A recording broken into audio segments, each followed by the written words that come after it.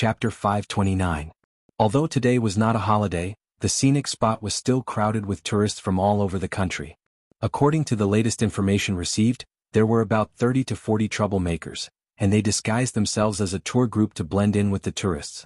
Therefore, as soon as the operation personnel received the news, they immediately locked on to the tour group that had just passed through the end gate and was slowly walking toward Tiananmen Square. All groups, listen up, you must take down this group of people as soon as possible. Remember, if you encounter resistance during the mission, you can kill them on the spot. Move. In an instant, countless operation personnel disguised as tourists gradually flocked toward the tour group from all directions. However, when the operation personnel really approached the tour group and saw the faces of the troublemakers in front of them, they suddenly felt a storm in their hearts. Many people were so scared that they quickly stopped and began to hesitate whether to continue to go forward and arrest them. Are these the troublemakers mentioned in the emergency report? Before seeing this tour group, everyone thought that the target of today's mission was some kind of vicious and crazy terrorist. Who would have thought, at this moment what appeared in front of them was actually a tour group of elderly people. The elderly people wore the same clothes. They wore a small red vest with the travel agency logo on their upper bodies and a white baseball cap on their heads. Among them, the older ones had white hair, so the operation personnel estimated that these elderly people were at least 70 or 80 years old. Even the youngest among them was about 60 or 70 years old. If this tour group was placed on Chang'an Street, it would probably be a superstar group of scammers. Who would dare to provoke such a team? Could it be Wu Lian's information was wrong? At that moment, not only were the operation personnel in charge of the arrest a little confused, but even the supervisor behind them was stunned. While everyone was hesitating, this elderly tour group acted as though nothing had happened and walked past the Tiananmen Gate Tower casually. *CK. What the hell is your intelligence group doing? Come, I'll let you see with your own eyes. This is the King operation target you told me about. On the Tiananmen Square. The operations supervisor of this mission was communicating with the intelligence group in exasperation. These elderly people in front of him had trouble even walking. How could they be the troublemakers mentioned by the intelligence group?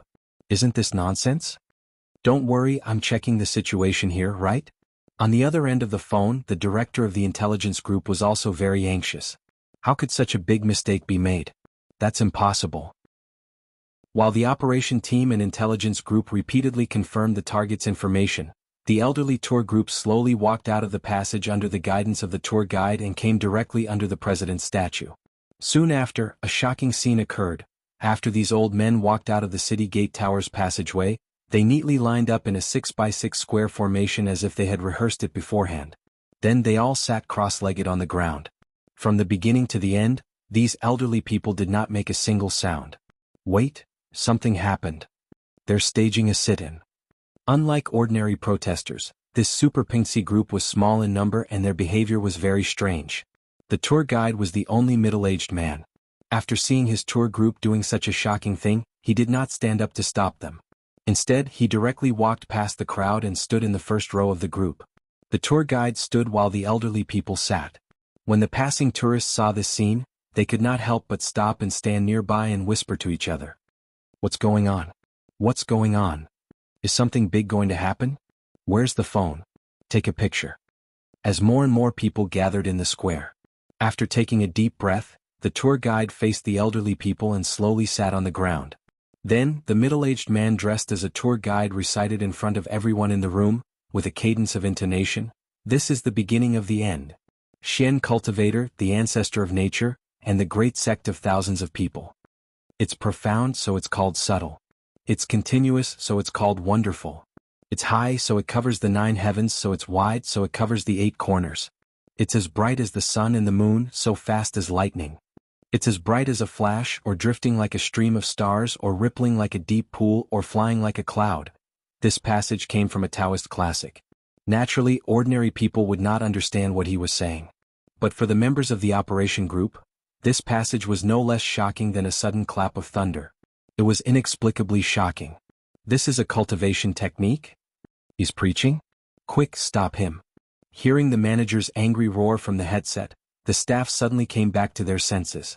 Then they no longer cared about shocking the world. In front of all the tourists present, they directly pounced on the elderly tour group fiercely. However, just as one of the operation members was about to get close to the elderly people, an invisible force suddenly sent him flying and he fell heavily on the wall of the tower. Bang! With a muffled sound, the operation member, who was only at the mid-stage of concealing strength, fainted on the spot. At this time, the manager of the operation group suddenly realized that these elderly people, who seemed to be on the verge of death, had secretly set up a defensive array under the tower according to the arrangement of the 36 Big Dipper gods. Fu Xian Dao, obtain from the inside, guard from the outside, use from the spirit, forget from the weapon. This is the essence of Xian Dao. Obtain from the noble, do not wait for the power of the yellow axe. The body is rich, do not need the rare goods. Too high to be climbed, too deep to be fathomed.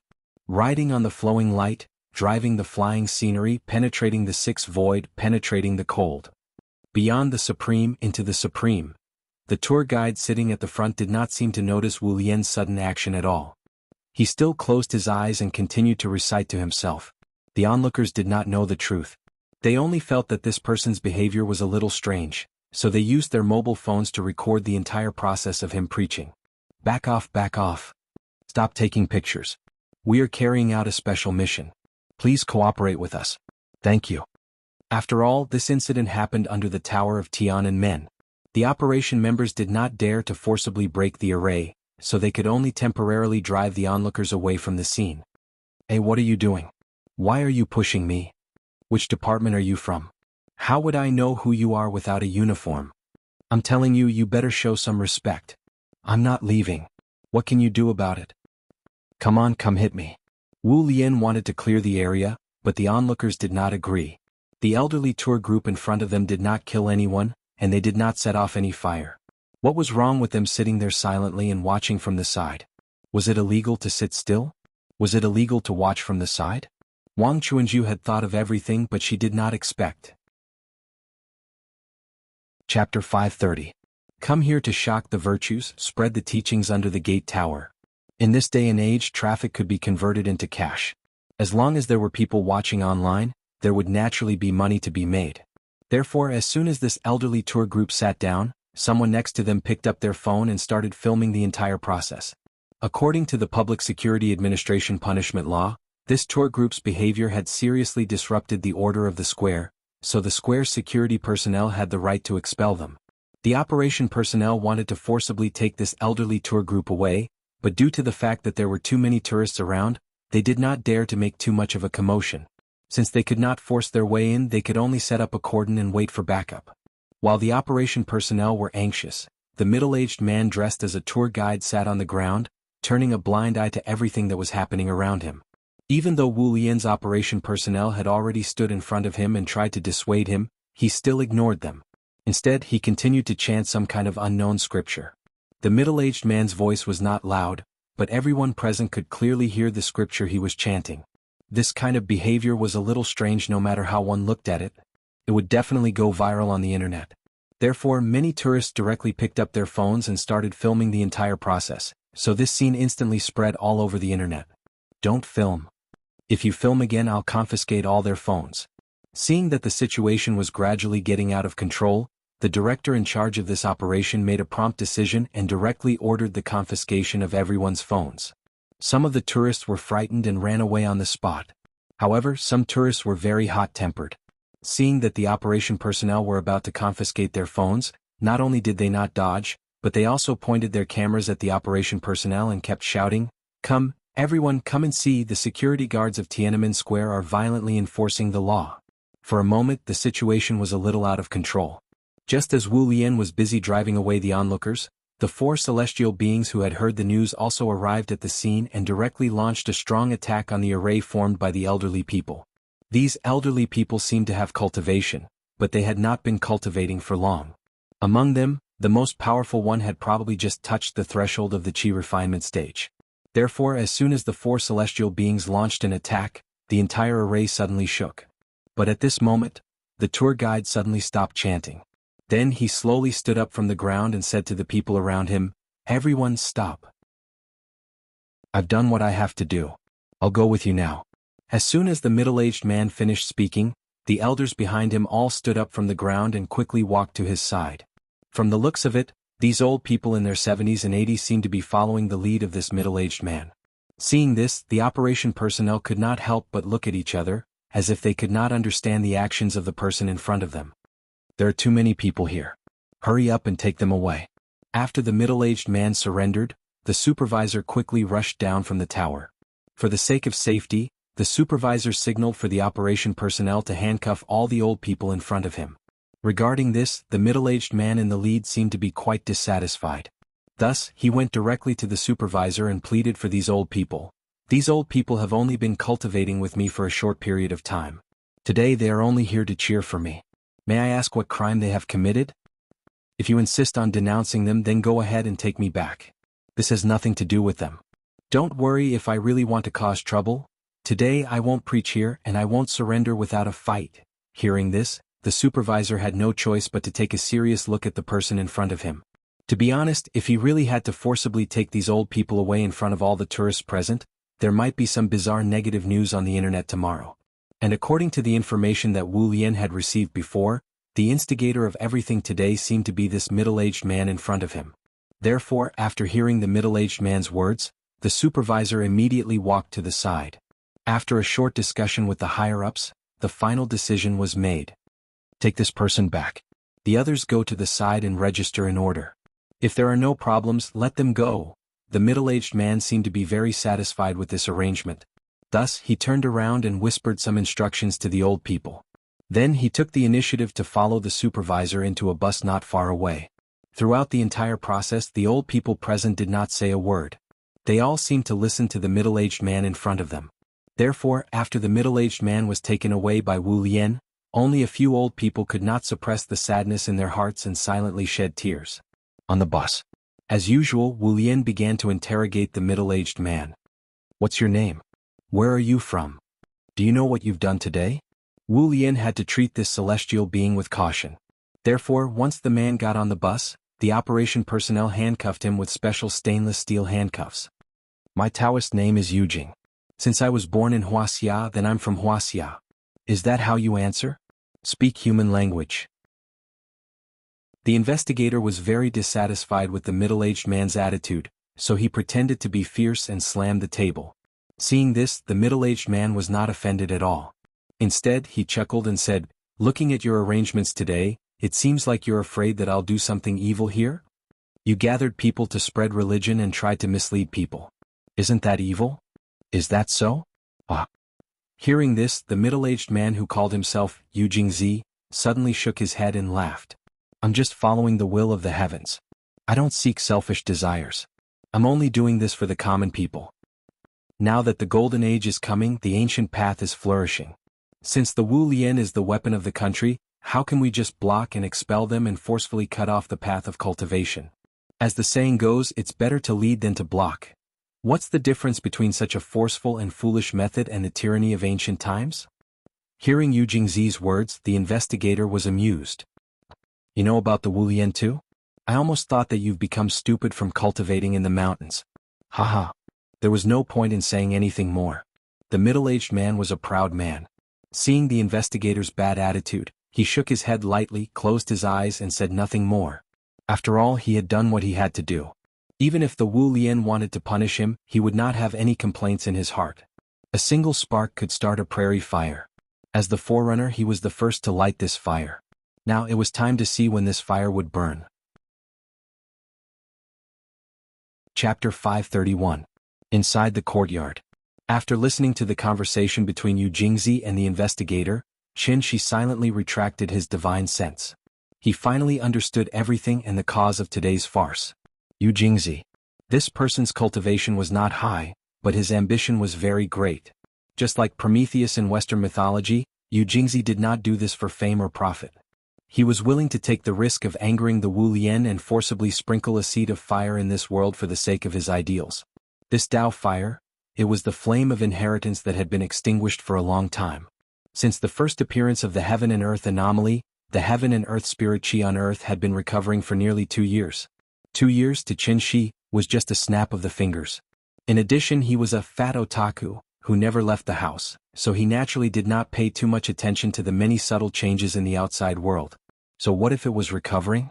At his level, the spirit chi was no longer the only condition to improve one's cultivation. Therefore, after the initial shock and excitement, Qin Shi completely threw this matter to the back of his mind. Time flew by. Nianyan was already 7 years old. As long as 2 to 3 years had passed, many incomplete inheritances left behind from ancient times gradually flourished. What Yu Jingzi recited under the city tower today was an incomplete cultivation manual from ancient times. To Qin Shi, this cultivation method was so simple that it was almost crude. However, to ordinary people who had never come into contact with cultivation methods, this cultivation method was comparable to a priceless treasure. There were always geniuses in the world who were far superior to ordinary people. They only needed to cultivate step by step according to the cultivation method, and they might really be able to successfully step into the immortal sect. Qi refinement was just the beginning. However, this simple step seemed to be separated by mountains and seas and a natural moat. Take a step back and be mortal. Take a step forward and you will become an immortal. The difference between immortal and mortal was ultimately just a step. The ancestor once said, Confucians use literature to break the law, while chivalrous people use martial arts to break the law. With the recovery of spirit chi and the gradual rise of inheritances, the existing social order on Earth would definitely be severely impacted.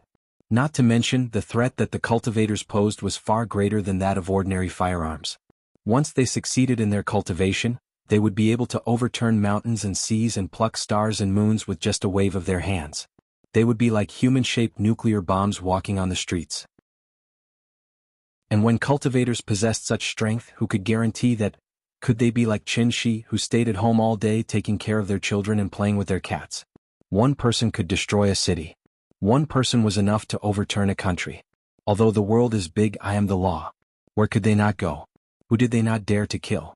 Therefore, 2 years ago Wu Lian confirmed that the spiritual qi of heaven and earth was beginning to recover, and that the ancient legacies were beginning to show signs of emerging. Together with the military, they came up with the first 5-year plan. Within 5 years, Wu Lian would do everything in his power to cultivate as many cultivators as possible who were loyal to the motherland. These cultivators, who were personally trained by Wu Lian, were one of the important pillars that Wu Lian would rely on to maintain the security of Wuxia in the future. In addition, Wu Lian strengthened their control over the cultivation world. For the cultivation legacies that had existed long before the spiritual qi recovery, Wu Lian mainly used coercion and enticement. While promising them all kinds of benefits, they also threatened them with nuclear bombs. Either they joined the Wu Lian or they waited for the nuclear bomb to be leveled. There was no room for negotiation. Otherwise, as time went on, once an existence that even nuclear weapons could not destroy appeared, Wu Lian would have to pay more than 100 times the price if they wanted to restrain these people. Using thunderous means to show the kindness of a bodhisattva. The Wu Lian was a powerful weapon of the country, not a dictatorial force. Since they could obtain all kinds of benefits out of thin air if they joined, even the most noble cultivator would think twice before refusing. Moreover, even a 1,000-year-old turtle like Jiang Yan was willing to join. In fact, it already showed that joining the Wu Lian was definitely a very wise decision. Therefore, after the first 5-year plan was proposed, Wu Lian successfully gathered most of the cultivation legacies in Wuxia. The plan went smoothly. In fact, as long as the first 5-year plan was successfully achieved, Wu Lian would consider opening the cultivation legacies to the public and take the initiative to take responsibility for promoting the development of the cultivation world. But it was a pity, not everyone could think from the perspective of the country. Therefore, no matter how good Wu Lian's plan was, it could not win everyone's approval. When the forest was big, there were naturally all kinds of birds. Perhaps these cultivators did not recognize their national identity from the beginning to the end. Although they were born and raised in Wuxia, they did not have the concept of a country in their hearts, so they could not understand the Wu Lian's actions. In ancient times there was no Wu Lian, but everyone cultivated well. How come after the Wu Lian ordinary people could not cultivate? Therefore, in the second year of the spiritual qi recovery, pioneers like Yu Jingzi, who had great ambitions and cared about the common people, stepped forward one after another. They believed that cultivation should be free and unrestrained, so they could not accept the Wu Lian's unified management model. What kind of *T country was this? Cultivation was one's own business. What did it have to do with the country? Since the Wu Lian wanted to suppress the cultivation legacies and prevent ordinary people from cultivating, these pioneers should bravely step forward and spread the cultivation fire seed for the world. A single spark could also start a prairie fire. Yu Jingzi was not the first and presumably would not be the last. But unlike other people who secretly preached, Yu Jingzi's thoughts were more extreme, and his style of doing things was more daring. How developed was the internet these days? As long as there was a farce, it would spread throughout the country almost instantly. Preaching under Tiananmen Square. Today's incident was so big that even the Wu Lian could not block and delete the related videos and audio immediately. Of course, after ordinary people saw it, they might just chuckle, click like, and then scroll down to watch another video. This was what most people did, but it was definitely not what everyone did. As long as 1 in 1,000 people was willing to carefully study what Yu Jingzi was talking about, then he would definitely be able to benefit from it. Since the fire seed had been thrown, the next step was to see when it could start a prairie fire. The world is going to change. In the courtyard, Qin Shi silently sighed. Then, as if he suddenly thought of something, he quickly got up and took out a laptop from his room. Don't forget, long before becoming an immortal cultivator, Qin Shi was also a diligent programmer, and the kind with excellent professional skills. Yo, it's been deleted so quickly? Qin Shi took the laptop and did a simple search. He found that the news about today's farce had been mostly deleted by the Wu Lian, leaving only some 404 pages that had not been updated in time. Therefore, he decisively used his specialty. After a series of fierce operations, he opened a slightly strange website on the laptop. Yu Jingzi, oh, it's here. The update of the information is quite timely, so this is the limit of this cultivation technique. Then what should I do after I reach foundation establishment? This kind of trash can be sold for 5 million? Are you kidding me? Kavenka cried. I'm so sorry, I really don't want to stop updating. Chapter 532. The web page Qin Shi was browsing at this moment was not a web page that could be accessed by ordinary people. This was the legendary dark web. Since Wu Lian had blocked related events, Qin Shi wanted to go to the dark web to see if there was any top-secret information that was not known to the public. Of course, he had to enjoy it to his heart's content. The result was just as Qin Shi expected. Since the beginning of the recovery of spirit qi, countries around the world had taken corresponding actions. It was just that when it came to the management of the cultivation world, the control that capitalist countries had was far less than a socialist country like Wuxia. Therefore, many Western countries, especially traditional countries with a long history like England and France, had already established many large-scale cultivation organizations. Cultivation also meant extraordinary ability. For anyone, it was simply an irresistible temptation. As a result, in these short 2 years, the foreign cultivator organizations developed like a virus. Among them, the Knights Templar and the Wizard Association were the most famous. The website Qin Shi was browsing at this moment, Solomon, was the world's largest dark web built and operated by the Knights Templar. In addition to conventional firearms and opium transactions, one could also buy all kinds of unconventional goods, such as beautiful women, slaves, human heads, and even military aircraft, tanks, and cannons that could not be obtained through conventional channels could all be bought here. Of course, the premise was that one had enough money. In addition to these things, the most eye-catching one was naturally the cultivation method. This was also a special product that had only appeared in the past 2 years. Perhaps Yu Jingzi had lost his mind after secluding himself in the mountains and did not know how to use modern technology flexibly. Therefore, when he had just finished teaching under Tiananmen City, the dark web had already listed the cultivation methods he had imparted. 5 million per copy, unlimited. In other words, as long as one person chose to pay, the Knights Templar could pick up 5 million for free. If 1,000 people bought, the Knights Templar could pick up 5 billion for free. What kind of concept was this? It was no wonder that Qin Shi was surprised. After all, cultivation methods were written on paper, and how much did a piece of paper cost? Although his foundation cultivation pill was also very expensive, he still spent some money on it. Qin Shi not only had to purchase the raw materials, but he also had to process them himself. Thinking about it this way, it seemed that selling cultivation techniques was more cost-effective. The dark web was not Taobao. Naturally, there was no detailed sales data on it. Therefore, Qin Shi did not know how many copies of this cultivation method had been sold. However, Qin Shi speculated that this set of cultivation method should not be able to sell many copies. Because it was incomplete, if he cultivated according to this cultivation method, he could only reach the peak of the qi refining stage at most. He was still thousands of miles away from the foundation establishment stage. However, what Qin Shi did not expect was, up until now, the number of people who had bought this cultivation method had far exceeded the range he could imagine. Qin Shi underestimated the attractiveness of cultivation methods to ordinary people. At the same time, he also underestimated the desire of foreigners for the inheritance of Wuxia. If it were not for the Wu Lian holding the fort outside, almost turning Wuxia into an iron bucket, there would have been assassins rushing into Wuxia with large-caliber sniper rifles to search for the ancient inheritance in the famous mountains and rivers. In this world, there were too few ancient inheritances as strong as Daiyu Island. More of them were individual cultivators like Yu Jingzi. Was the foundation establishment stage weak? That was equivalent to Qin Shi's point of view.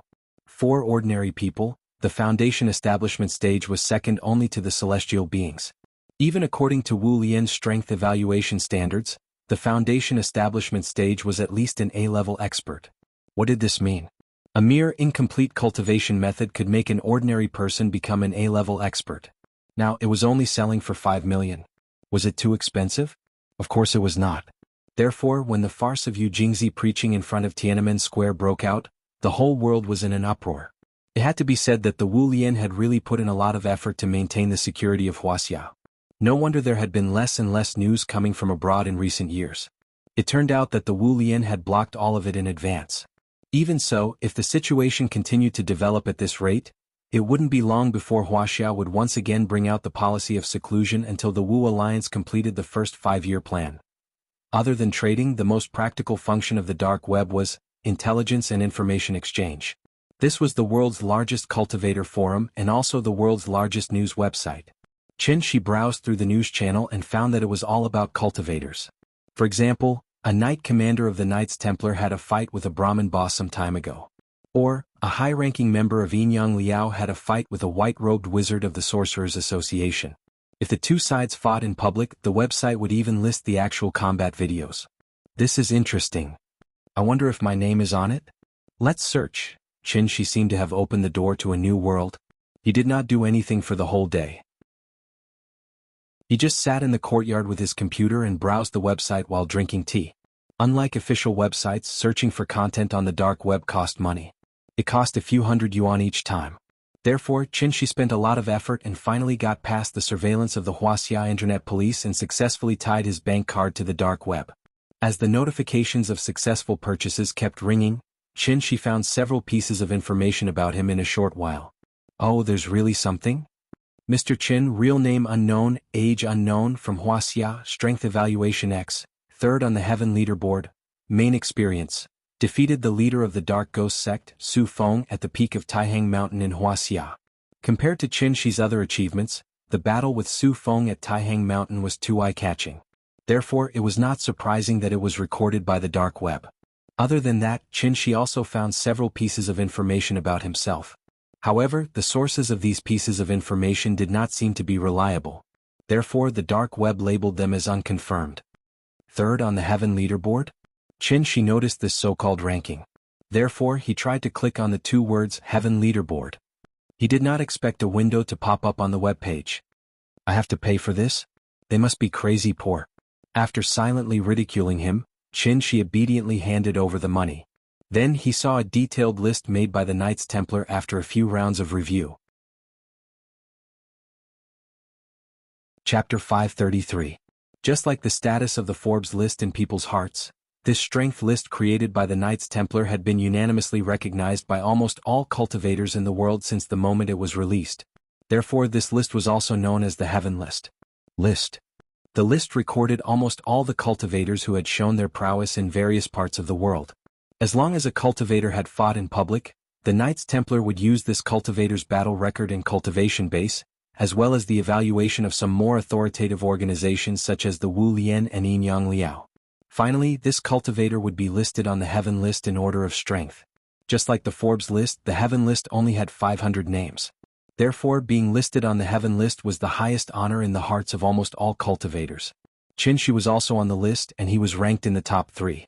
Unlike the free information he had seen before, the information Qin Shi saw after he paid for it was more complete. Almost every name was followed by a few hundred or even a few thousand words of detailed information. Mr. Qin, real name unknown, age unknown, from Wuxia, strength evaluation X, ranked 3rd on the Heaven List. In addition to this free information, the notes column attached to the Heaven List actually clearly recorded the reason why Qin Shi was able to sit in the top 3. Apart from the battle with Su Feng, Mr. Chen has not fought with anyone in public, so there is no way to know his specific cultivation base. According to reliable information obtained from within the Wu Lian, Mr. Chen should be recognized as the strongest person within the Wu Lian. There are even rumors that say that even Lin Tingfeng, who is currently ranked first on the heaven list, does not seem to have the confidence to beat Mr. Chen. Therefore, the Knights Templar combined all the information they currently have and made an exception to list Mr. Chen as the third on the heaven list. If there are any objections, you can go to Wuxia to find Mr. Chen and fight him. The Knights Templar are willing to follow you all the way and take the initiative to be the witnesses. Seeing this, Qin Shi could not help but shake his head and laugh. Why did they make it the same as by Xiaoxing's Jianghu weapon manual? If they did this, wouldn't that be encouraging the cultivators to fight crazily for a false reputation? Qin Shi didn't really care about his ranking. After he roughly browsed through the list, he found that this list wasn't very reliable. It was even a little too one-sided. Perhaps it was because the Wu Lian had blocked all relevant information, so even though Daiyu Island had joined the Wu Lian, there was no one with the surname Jiang on the heaven roll. If the heaven leaderboard was really as authoritative as imagined, how could there not be anyone with the surname Jiang on it? Even if Qin Shi was not included, Jiang Yin should still be number one on the heaven leaderboard. How could an ordinary person compare to an old tortoise that had lived for over 1,000 years? Thus, it was fine to just take a look at this list, but one must not take it seriously. Lin Tingfeng? First on the heaven leaderboard? Although Qin Shi didn't really care about this list, he still subconsciously clicked on the detailed introduction of the number one on the heaven leaderboard. It was just like how everyone knew that the world's highest peak was Mount Everest, but very few people knew that the world's second highest peak was Chogori Peak. This was human nature, and Qin Shi was no exception. Therefore, the number one on the heaven leaderboard was really quite eye-catching. As the current number one on the heaven leaderboard, Lin Tingfeng was not only one of the founders of the Wu Lian, but also one of the three divine pillars of Wuxia. The so-called three divine pillars were actually the three giants of the Wu Lian. One had to know that long before Qin Shi returned to Earth, the three divine pillars were already famous all over the world. If the three divine pillars could forcefully cultivate to the heavenly man level when spirit chi was exhausted, one could imagine how outstanding their talents were. Now that spirit chi had begun to recover, there might not be many changes in a short period of time. However, as time passed, the most outstanding among them would naturally be able to stand out from the vast masses. At this point, it was necessary to mention a classic biological term, which was catch-up growth. At the same time, it was also known as compensatory growth. If Qin Shi guessed correctly, Earth should be in the catch-up stage now. After all, how powerful was Earth in ancient times? Because of the exhaustion of spirit chi, Earth had completely become what people called the Tianshu ruins. Therefore, once spirit chi on Earth began to recover, it would inevitably lead to an almost abnormal increase in the strength of cultivators. At present, the powerhouses on the heaven leaderboard were mainly concentrated in the heavenly man level, which was the level above the foundation establishment level and below the golden core level. If things continue to develop according to the current momentum, within 10 years, there should be someone who could take the lead in breaking through the golden core level and officially step into the Yuanying stage. Yuanying. What kind of concept was that? At that time, the Earth should also show a different appearance, right? Qin Shi stood from the perspective of a bystander and roughly deduced the changes of Earth's future. Then he suddenly thought of a very serious problem. 10 years later, Earth would no longer be the stage for him, the great supreme Qin. It would be Nianyin's turn to shine. At the age of 17 or 18, wasn't it the best time for Nianyin to be in her prime and full of vigor? When he thought that Nianyin might face a new golden age in the future, Qin Shi couldn't help but feel happy for his daughter from the bottom of his heart. At least, she didn't have to be like her father, who had to wander around for most of his life and go through untold hardships before finally finding the goal that he had been pursuing all his life. Wasn't that right? People often said that after having children, they would understand how difficult it was to be a parent. Family was always an endless topic, but parents were still the ones who contributed the most and received the least in return. Flowers could bloom again, but there was no youth in life. In the blink of an eye, time passed quickly. 2 years quietly slipped away just like that. Nianyin was 9 years old. During this time, she skipped another grade from the 4th grade to the 5th grade. Therefore, not long after her 9th birthday, Nianyin officially ushered in her last summer vacation in elementary school. When school started again next time, she would be a 6th grade student. Did time pass quickly? No, not at all. Because after having children, we will find that time becomes worthless at all. After sending the child to school in the morning, in the blink of an eye, we have to wait patiently at the school gate for the child to finish school. Every day we have to care about the child's food and clothing as well as the child's mental health. In addition to accompanying the child to eat, play and chat, we have to constantly urge the child to study hard. Just like the lyrics of the song, "The magic of love spins in circles, thinking of you makes my heart bloom night and day," it was just that the song here was not about love but about family. From the moment the child was born, the child officially became the axis of the entire family, so parents had to revolve around the child every day. Early in the morning, after Nyenyen had breakfast, she imitated Qin and brought out a rocking chair from the house. Then the father and daughter each held a large fan and lay in the chair leisurely fanning themselves. "Dad, you said, this time if I get first place in the grade again, you will take me to ride a horse. When are we going?" Nyenyen leaned on the chair and poked Qin with the fan. After that, a look of anticipation appeared on her face. Sure enough, Dad would never let her down, just as she would not let Dad down. "Okay, when do you want to go?" "I think the weather today is pretty good, how about today? But you have to go back to the room and change your clothes. Don't wear a skirt, it's inconvenient." Hearing this, Nyenyen's eyes suddenly lit up. She quickly jumped off the chair excitedly, then grabbed Qin hand and tried to pull him up from the chair. "Dad is so nice." Chapter 534. Presumably, every parent knew that their children changed their clothes very quickly. Although Nyenyen had not yet entered puberty, her height was still steadily increasing at a rate of 5 centimeters per year. Just after her 9th birthday, Nyenyen's height had already reached 135 centimeters, so even if she skipped 2 grades, she was not considered too short in the 6th grade. Her height was growing very quickly, so naturally she was wearing more and more clothes. Little brat. No, she should be called a little brat now. Perhaps she inherited her mother's aesthetic preference, so Nyenyen was now more and more fond of wearing plain colors and simpler styles.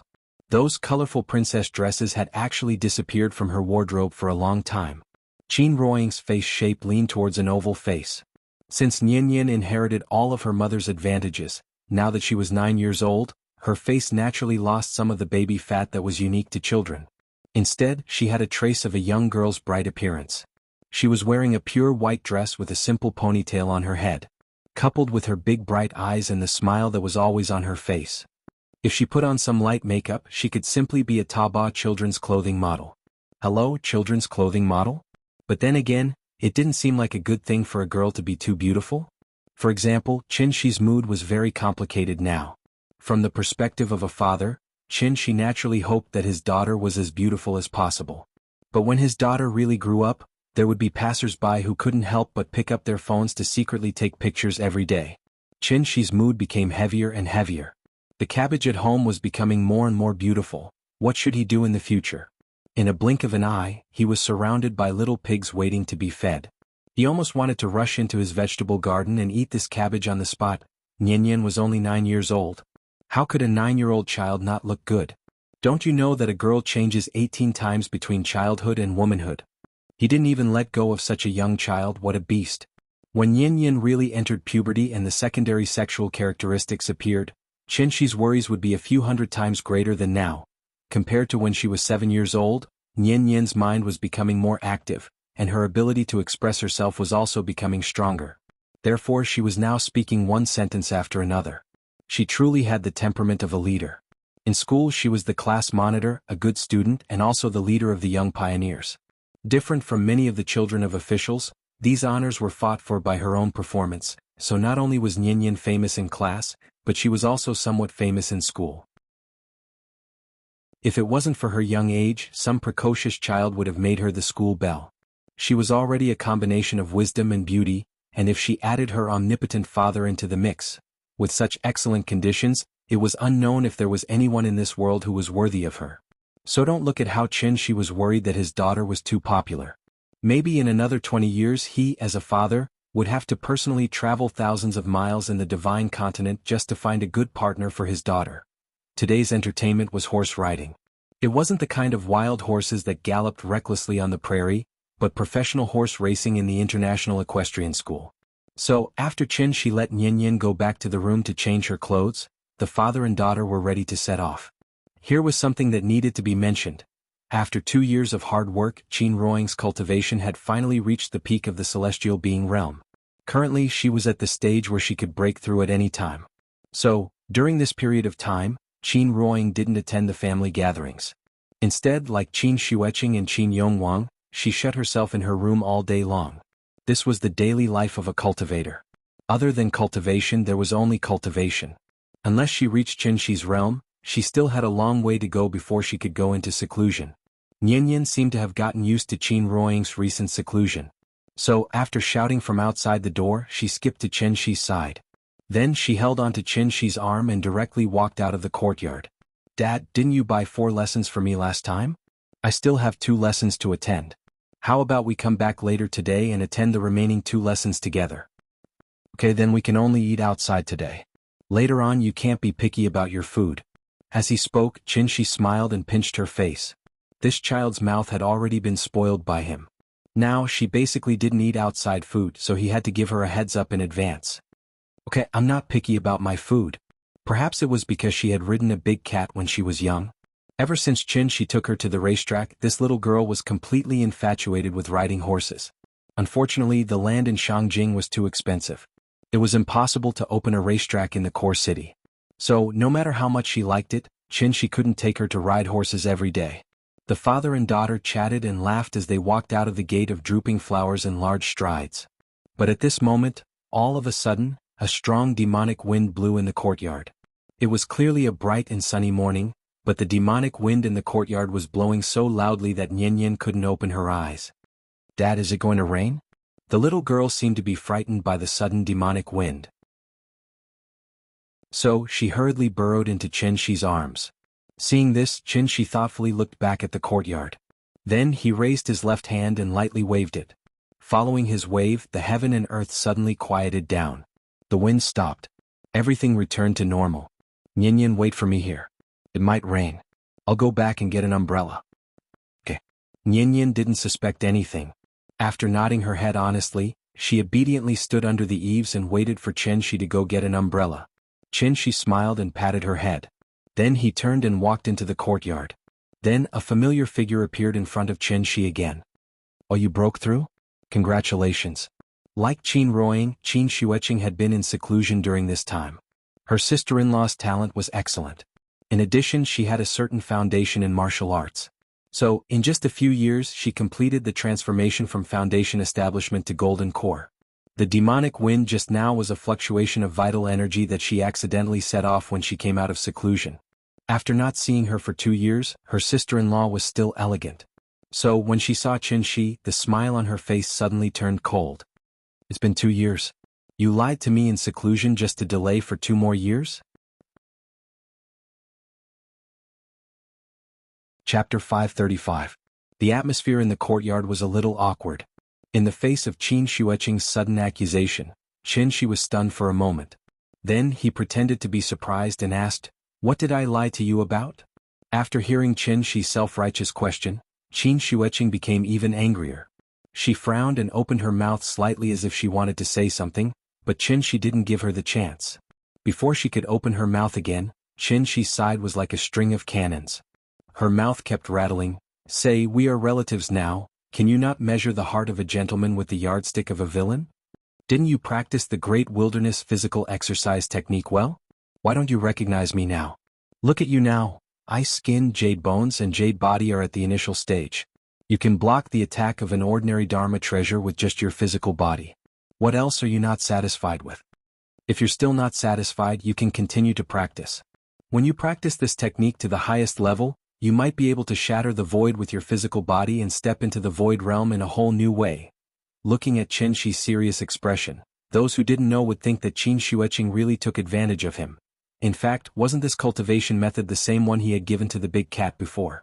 What needed to be mentioned here was, whether it was Tianshu, Tianxian or Taiwei enclosure, the cultivation system in these places was mainly qi refinement.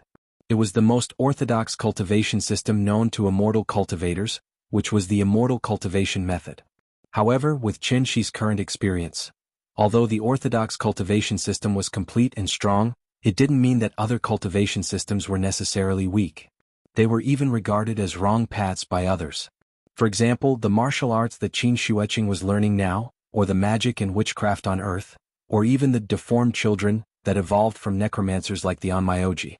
The end of the Qi refinement method was the Immortal Emperor. Then what was the end of the body refinement method?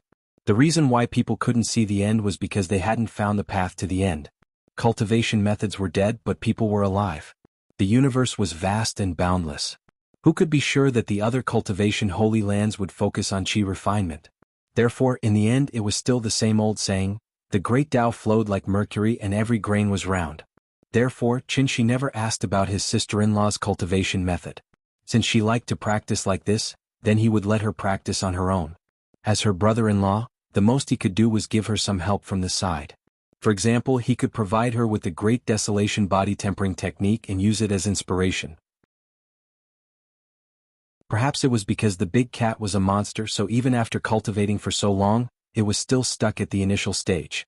On the other hand, after Qin Shueqing obtained the Great Desolation body forging technique, she was able to completely complete the first stage of transformation within a short span of 2 years. From then on, she became a true body cultivator. The Great Desolation body forging technique was found by Qin Shi in the Sky Yen Divine Sex Library. This was an incomplete body tempering technique, so Qin Shi didn't want to give this technique to Qin Shueqing. The reason why he changed his mind and took the initiative to pass this technique to Qin Shueqing was mainly because Chenghua and Yiji, these two brats didn't keep their promises. They used their mother's birthday as an excuse to gain sympathy. They said that they would be back in 7 days, but in the end, it had been 2 years. They hadn't returned for 2 whole years. Great Sovereign Qin didn't even have enough time to make his children happy, so how could he really run to the Supreme Palace enclosure to catch them? As the saying goes, revenge is a dish best served cold. Qin Shi wasn't anxious at all, but his sister-in-law couldn't sit still anymore. They said that it would be 7 days, but it was delayed again and again. 1 month wasn't enough, so they waited for another 2 months. 2 months had passed, but Chenghua and Yiji still didn't show any signs of showing up. His sister-in-law couldn't wait any longer, so she kept saying that she wanted to go to the Supreme Palace enclosure, and that she had to personally catch those 2 brats. How could Qin Shi agree to her going to the Supreme Palace enclosure when he saw her being so impatient? What if she was captured by the Shenyuan family or Jade Clear Paradise before they were caught? At that time, wouldn't Great Sovereign Qin have to personally make a trip? Qin Shi obviously wouldn't do this kind of loss-making business. So he used the Great Desolation body forging technique as bait, and after some careful guidance, he successfully lured his sister-in-law into a death seclusion. This time his ears were finally clear. Qin Shi originally planned to wait until Nian came of age, then bring his family to the Supreme Palace enclosure for a tour, and then catch those 2 brats. Who would have thought that Qin Shueqing's talent was actually so outstanding? In a short 2 years' time, she had successfully mastered the Great Desolation body forging technique. Although it was only the first stage, but to Qin Shueqing, this was a brand new beginning. Now that Qin Shueqing had come out of seclusion, it actually meant that Qin Shi must give her a satisfactory explanation today. Either he went or she went. Anyway, one of them had to go. This was his sister-in-law's character. If there's something to say, say it. If there's nothing to say, don't find trouble. Since Chenghua and Yiji said that they would come back, then they must come back. Qin Shueqing could forgive their previous mistakes, but she absolutely couldn't tolerate being played and fooled like this. Hence, no matter what Qin Shi said now, his sister-in-law only looked at him coldly. Qin Shi was stunned by her stare, and in the end he really didn't know what to say, so he spread his hands and asked helplessly, "Say it, what exactly do you want?" "Lend me a xingcha, I'll go by myself." His sister-in-law was rather straightforward. She didn't want to listen to Qin Shi's excuses anymore, and didn't want to waste any more time, so the best way was for her to personally make a trip to the Supreme Palace enclosure. Qin Shi had long expected that she would say this. Hence, after seriously sizing up Qin Shueqing, he kept the smile on his face and asked seriously, "Have you thought it through? That place isn't Earth. Once you meet with any danger, even I won't be able to rush over to save you immediately." Not sure if it was because Qin Shi had long regarded Qin Shueqing as his family, so he really didn't want Qin Shueqing to go to the Supreme Palace enclosure alone. It was a very strange feeling. Just like when Yin suddenly said that she wanted to go out to play alone, how could Qin Shi, as her father, be at ease? But what could he do even if he was worried? How could Qin Shi not know his sister-in-law's character? I've thought it through. This trip is not only to seek revenge, but also to go out and travel. Although I'm not as strong as you, I'm not a lamb to be slaughtered by others. It's fine if I didn't know about the Supreme Palace enclosure before, but now that I know, how can I continue to live under this blue sky? The universe is so big, I also want to see it. Speaking of this, Qin Shuiqing suddenly paused, and then looked up at the blue sky above her head with a yearning expression. It was still that beautiful blue sky and white clouds, but her line of sight seemed to have penetrated the clouds, crossed the boundless void and reached the other end of the universe. That's right, with her strong character, how could she not yearn for the colorful depths of the universe? And this was obviously her sister-in-law's true thoughts deep in her heart. Don't worry, I know you're doing this for my own good. Chapter 536. I know you are doing this for my own good. Maybe it was the reluctance to part, so Qin Shuiqing's face showed a gentle and sweet smile for the first time. She stood in the middle of the yard, but Yingying's smile gave people a warm feeling like the winter snow had melted and spring had returned. Seeing this, Qin Shi couldn't help but show an expression like he had seen a ghost.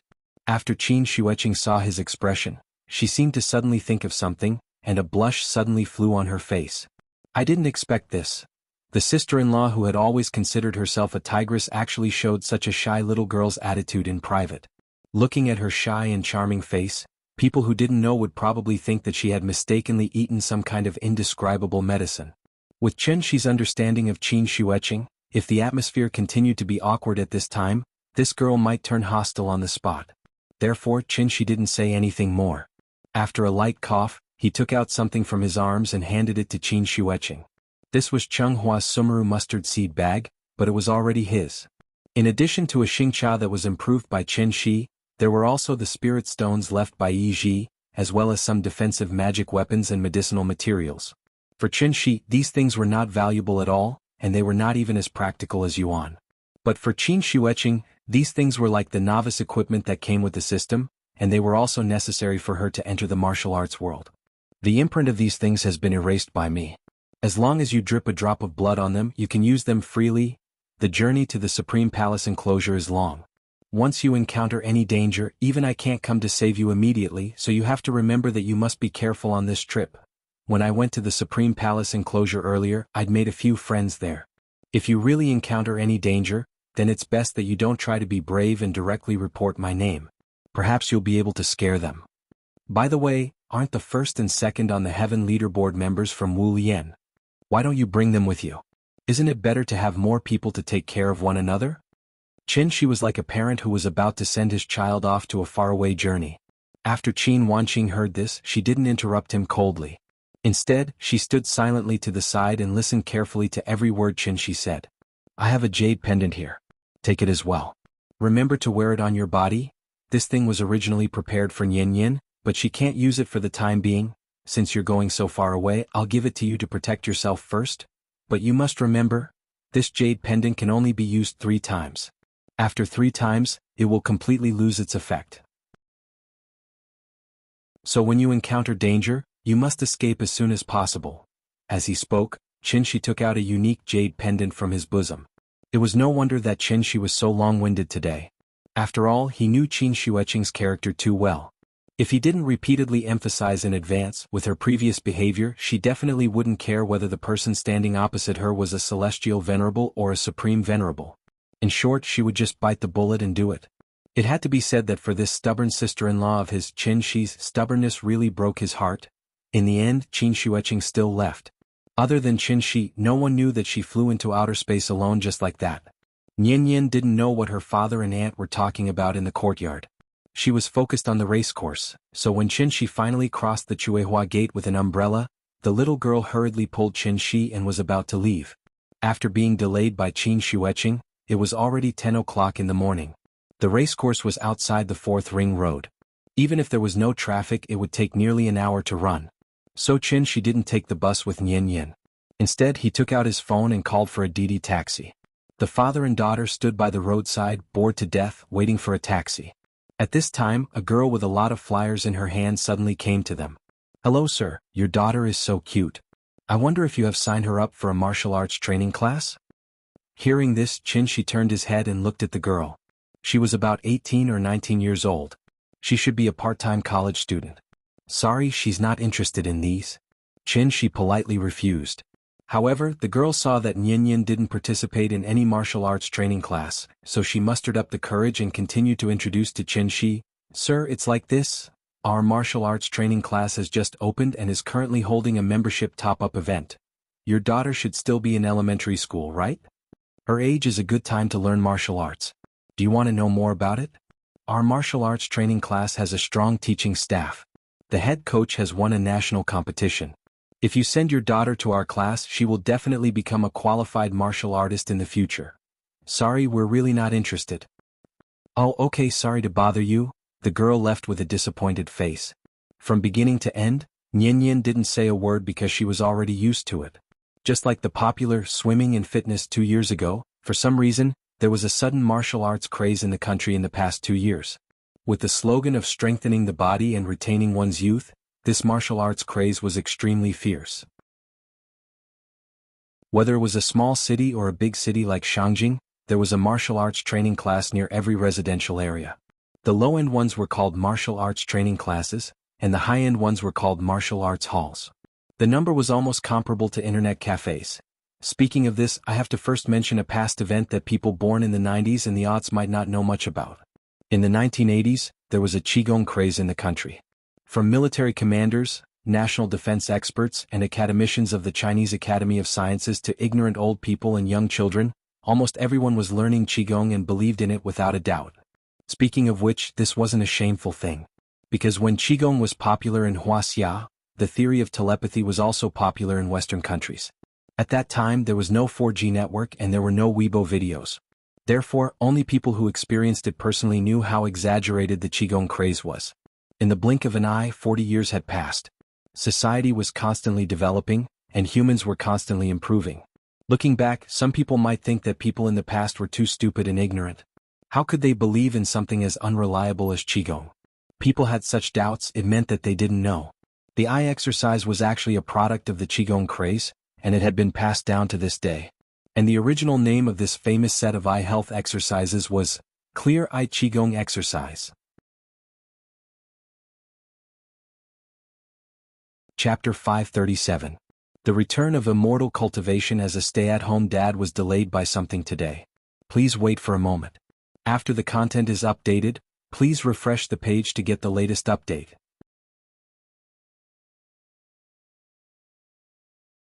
Chapter 538.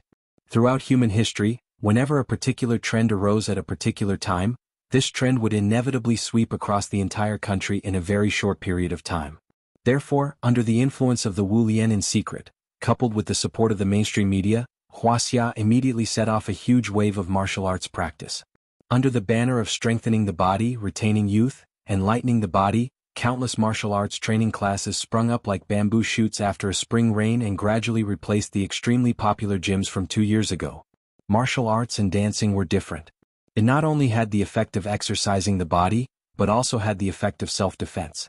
Therefore, as soon as the martial arts trend arose, many delicate little girls took the lead and became the main students in the martial arts halls. Moreover, unlike the Qigong craze 40 years ago, the Wu Lian brought out something really useful this time. What needed to be understood here was, martial arts had training methods and fighting methods. Training methods were often said to be flowery and impractical, but fighting methods were the real application of actual combat. The Arhat fist that was widely circulated in society today was no longer a training method, but a real fighting method. Therefore, after ordinary people learned it, they could also fight to a certain extent. It was very obvious that this Arhat fist came from the Wu Lian. As the public's recognition of martial arts increased, the Wu Lian once again stepped out from behind the scenes and became the Chinese Martial Arts Research Association that people now saw. Internally, the Wu Lian worked together with various levels of government to promote martial arts throughout the country. Externally, Wuxia's officials also specially introduced a trial law regarding martial artists, the Provisional Regulations of the Chinese Martial Arts Management Association. In the provisional regulations, fighting was still illegal, but if it was in a formal martial arts hall registered with the Industry and Commerce Bureau, it would be regarded as a legitimate martial arts competition. As long as it did not result in death or disability, it was not illegal. What kind of exaggerated promotion was this? It was almost equivalent to the chairman personally promoting martial arts. Therefore, after the trial law was released, countless speculators heard the news and moved in. In a short period of time, regardless of whether there were real martial artists in charge, martial arts training classes of all sizes vied to open and settle down, looking as if they would reproduce Yiwen's style. These days, children would always be led by their parents into various interest training classes. In terms of interests and hobbies, the little girl didn't seem to inherit Qin Ruoying's quiet elegance. Instead, she inherited Qin Xueqing's liveliness and energy. After Qin she took her to experience riding a horse, the little girl was completely infatuated with horsemanship. As a standard in Western aristocratic schools, equestrian skills might be slightly different from what ordinary people imagined. It was the only event in the Olympic Games where men and women competed on the same field. So many children from rich families abroad began to learn horsemanship when they were young. Just like a European proverb says, those who can ride horses are not necessarily nobles, but nobles certainly can ride horses. As more and more Wuxia people went to study in British aristocratic schools, this trend naturally spread to Wuxia as well. Nobles, of course, had to be particular. A helmet, gloves, riding boots, breeches, charbus, and a protective vest were all indispensable. It was as if without it, it could no longer be called an international equestrian skill, but a traditional equestrian sport in Wuxia. Therefore, when Yin just signed up, the staff of the equestrian club persuaded her to buy a set of equipment. Although Qin she was not very interested in these things because Yin wanted to learn, he paid the money quickly and bought 16 classes at one time. Since this thing was called an aristocratic sport, the charging standard naturally had to be according to the aristocratic standard. A 45-minute class cost 800 yuan, and the coach had to charge extra. But even so, when Qin she came to the club with Yin, the racecourse was still crowded with children practicing. Although many of the children were just individual customers who bought in a group, but it should be known that children also had vanity. Therefore, after experiencing such high-end extracurricular training like horsemanship once, these children would usually be like Yin, clamoring for their parents to pay for the class. If the child liked it, then buy it. Although it was a little painful, it was not unbearable. In fact, the reason why many parents agreed to let their children learn horsemanship was that they actually had their own calculations in mind. Children from ordinary families certainly had no way to come into contact with children from rich families. In order to let their children come into contact with a higher social circle, the equestrian club was obviously a very good platform. After all, whether a family was rich or not, one only needed to look at the children's clothes to know. Children from ordinary families would definitely only wear the free clothes provided by the club. Only the truly wealthy families would buy their own equestrian outfits for their children. Yin's appearance was already outstanding, so when she changed into her equestrian clothes and came to the lounge to wait for the staff to arrange the horse, several parents could not help but whisper to each other. Children were not so calculative. As long as their children could have a good relationship with Yin, they, as parents, would naturally be able to talk to Qin Shi. Judging from her appearance, Qin Shi didn't look very old, and her dressing was very low-key. But where was this place? It was one of the best equestrian clubs in Shangjing. Therefore, the more low-key people like Qin Shi acted, the more complicated their background was. As long as they could get in touch with Qin Shi, they might be able to get some unexpected benefits from it. For example, they could take this opportunity to become Qin Shi's agent and help Qin Shi deal with some trivial matters that he could not personally deal with, or they could get some project approval from Qin Shi that ordinary people could not get at all. In short, in the imagination of these parents, Qin Shi had already become a powerful young master in Shangjing, and the kind that could get a redhead approval. Therefore, after a simple discussion, several parents from ordinary backgrounds told their children that they must find a chance to get close to Yin later, and it would be best if they could directly become friends with her. As for how to build a social network and get to know and climb up to powerful people, there was no need to go into detail here. Qin Shi heard the conversation of these parents, but he did not care at all. A misunderstanding was a misunderstanding. Since someone wanted to make Yin happy for him, Great Supreme Qin could only raise his hands to express his welcome. As long as Yin was happy, he, as a father, did not mind playing the role of a powerful young master. In the lounge, Qin Shi was not so rich that he had to buy Yin an exclusive horse, so the father and daughter could only wait for the club to arrange a horse. Yin was an official member. Therefore, according to the usual practice, as long as Qin Shi communicated with the club in advance, then the club should prepare a horse before they arrived. Today, for some reason, the father and daughter sat in the lounge and waited for a full 20 minutes before the club staff hurriedly came to inform Yin that she could get on the horse. The horse today seemed to be of good pedigree. It was white all over and had a beautiful figure without a trace of impurity. Nian liked it very much at first sight, so she did not care whether she had ridden this horse before or not. Under the guidance of the coach, she rode the horse quickly for a few laps. Nian seemed to be very talented in riding. After this period of training, she could even do obstacle training. Father, look at me. Am I awesome? After running a lap, the little girl sat on the back of the horse and laughed complacently. Her small body gave people a feeling of valiance and formidableness. For a moment, there was a bit of a left leading the yellow, right leading the blue brocade hat and marten fur coat, thousands of riders rolling up the hill, chic and unrestrained heroism. Awesome, awesome. Nian is the best. She laughed and cheered for her. The father and daughter seemed to be in a good mood. But at this moment, the staff just now ran to the coach in a panic, and then the two whispered something while looking up at Shi on the side.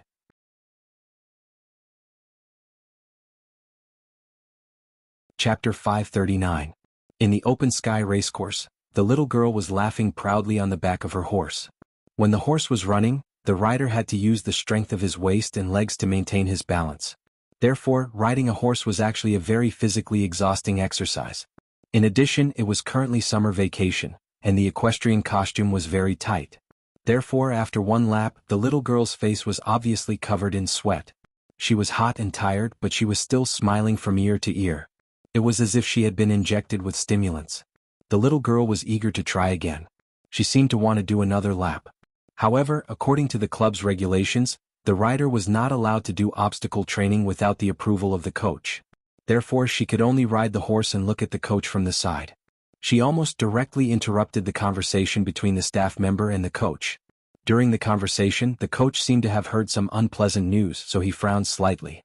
Seeing this, the staff member's face couldn't help but flash a trace of awkwardness. Then he continued to explain with a flourish. Looking at the situation, it seemed like there was a problem. Okay, then it's settled. But you'd better explain to Mr. Chin first in case he complains about you. After a short communication, the coach waved his hand impatiently and signaled the staff member to explain to Shi. Although Shi was standing outside the racecourse, he still heard every word of the conversation between the two. Therefore, when the staff member hurried over to him, Shi was already smiling and waving at Nian. Nian, let the coach help you get off the horse. Come out for a second, Dad has something to tell you. Shi wanted Nian to get off the horse.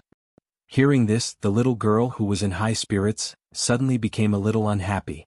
She shook her head, then pouted and shouted at Shi unhappily, "No, I want to run 2 more laps."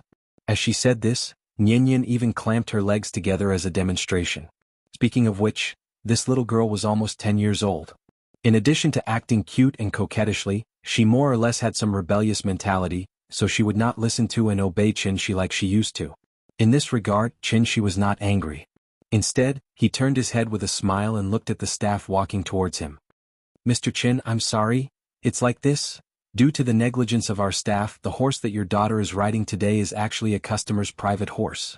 Now that the client has arrived at the club, the training is about to begin. So, do you think you can forgive our mistake and let us arrange a new horse for your daughter?" The attitude of the staff member was also very sincere. After hearing this, Shi just smiled slightly and did not directly express his opinion. In fact, what kind of mistake was this? Because there were too many customers today, the horse farm didn't have their own horses. Thus, they randomly pulled a private horse for official members like Nian to practice.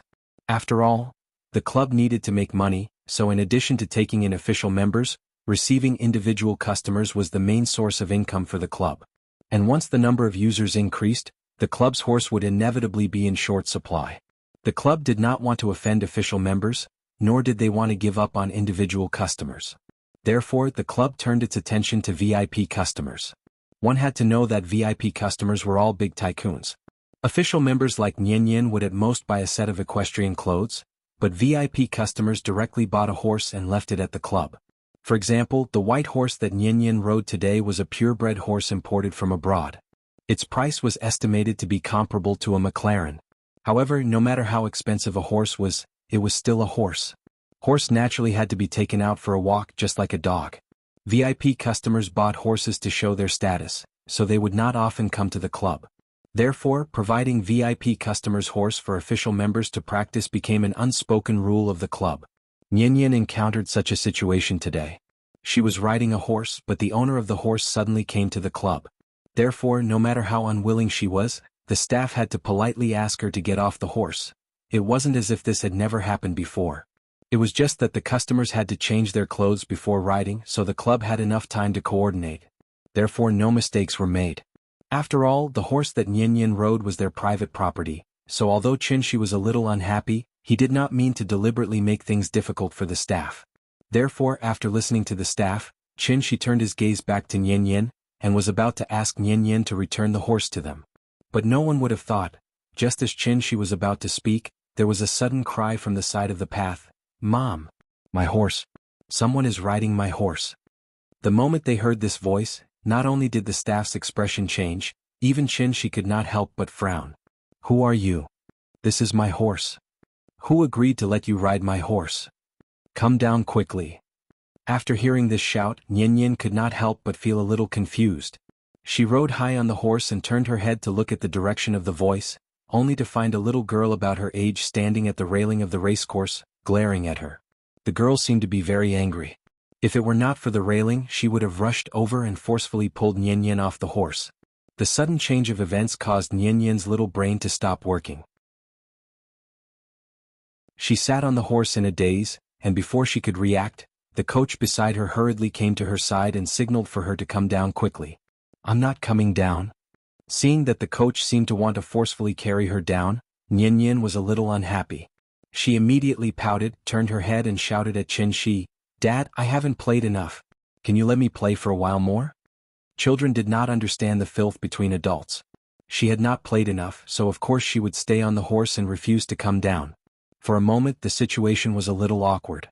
Seeing that Nian still refused to come down, the little girl by the railing suddenly blushed, as if she had been provoked by something, and could not help but burst into tears. "Mom, Mom, Mom!"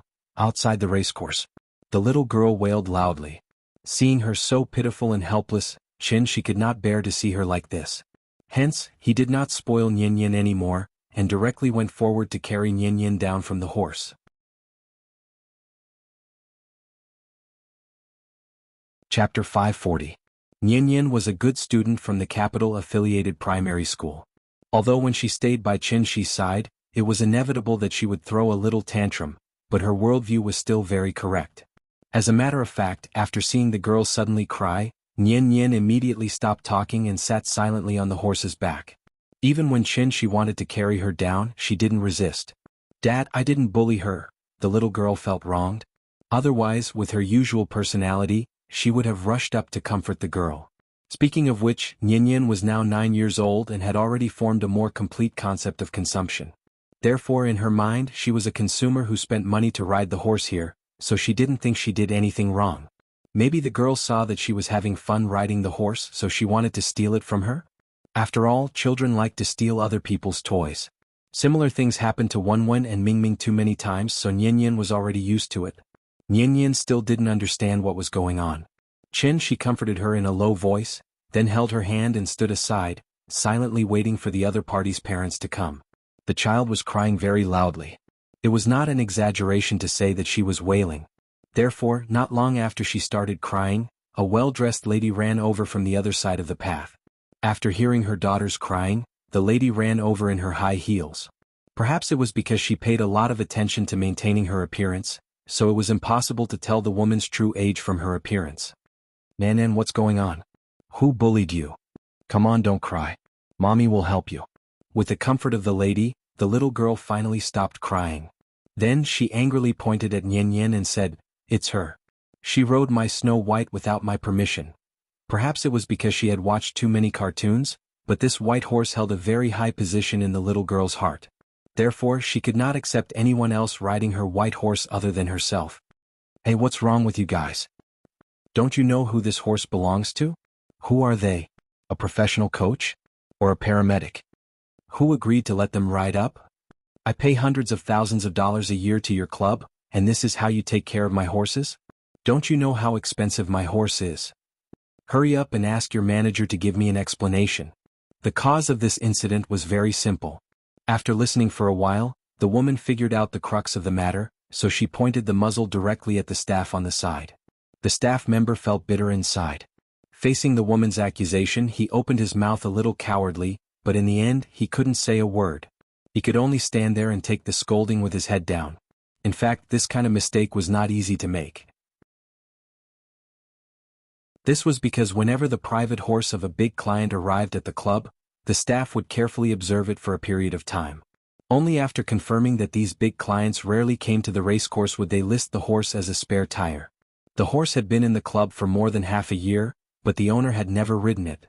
Today they had pulled it out for Nian to ride for a while, but they didn't expect that something would happen. As the owner of the horse, the little girl's age was about the same as Nian's, so she could only come to the racecourse to practice during the holidays. She was a child, so naturally she couldn't be like adults and pay attention to formalities. She wanted to see her horse as soon as possible, so after arriving at the club, she rushed directly to the racecourse, so that the staff didn't have time to mediate. "I'm sorry, Miss Zhuang. Today's incident was caused by the mistakes of our staff. Please calm down first, don't be too agitated." After hearing the commotion outside, the manager hurried to the racecourse. The woman seemed to recognize him, so she immediately turned the muzzle and scolded the manager. One had to know that this lady in front of him was a big client of the club. Who could afford to offend her? Therefore, no matter how bad the woman's scolding was, the coach and staff just stood aside and didn't dare to say a word. The manager kept nodding in agreement, hoping that the woman would calm down.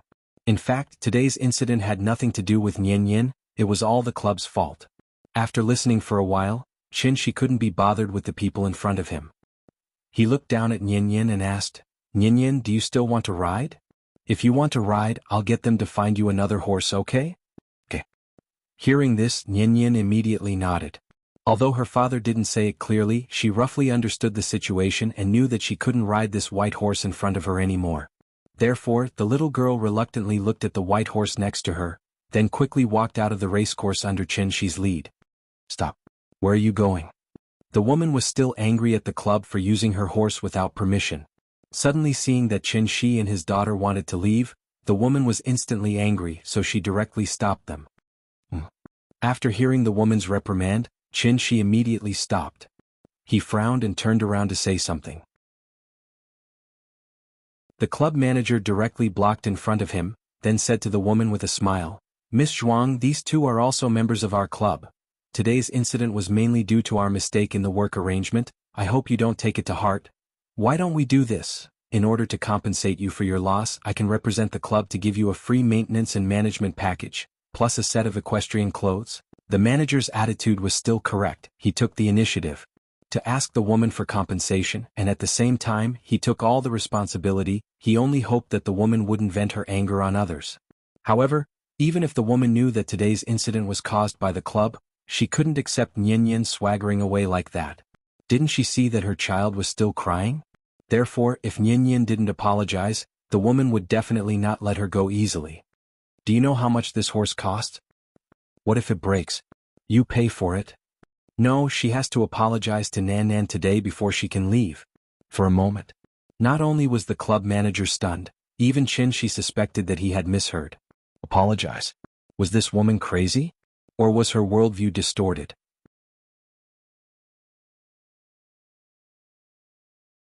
Chapter 541. Apologize. After hearing the woman's righteous request, Shi couldn't help but be stunned for a moment. Then he couldn't help but shake his head and laugh. Did I hear wrongly?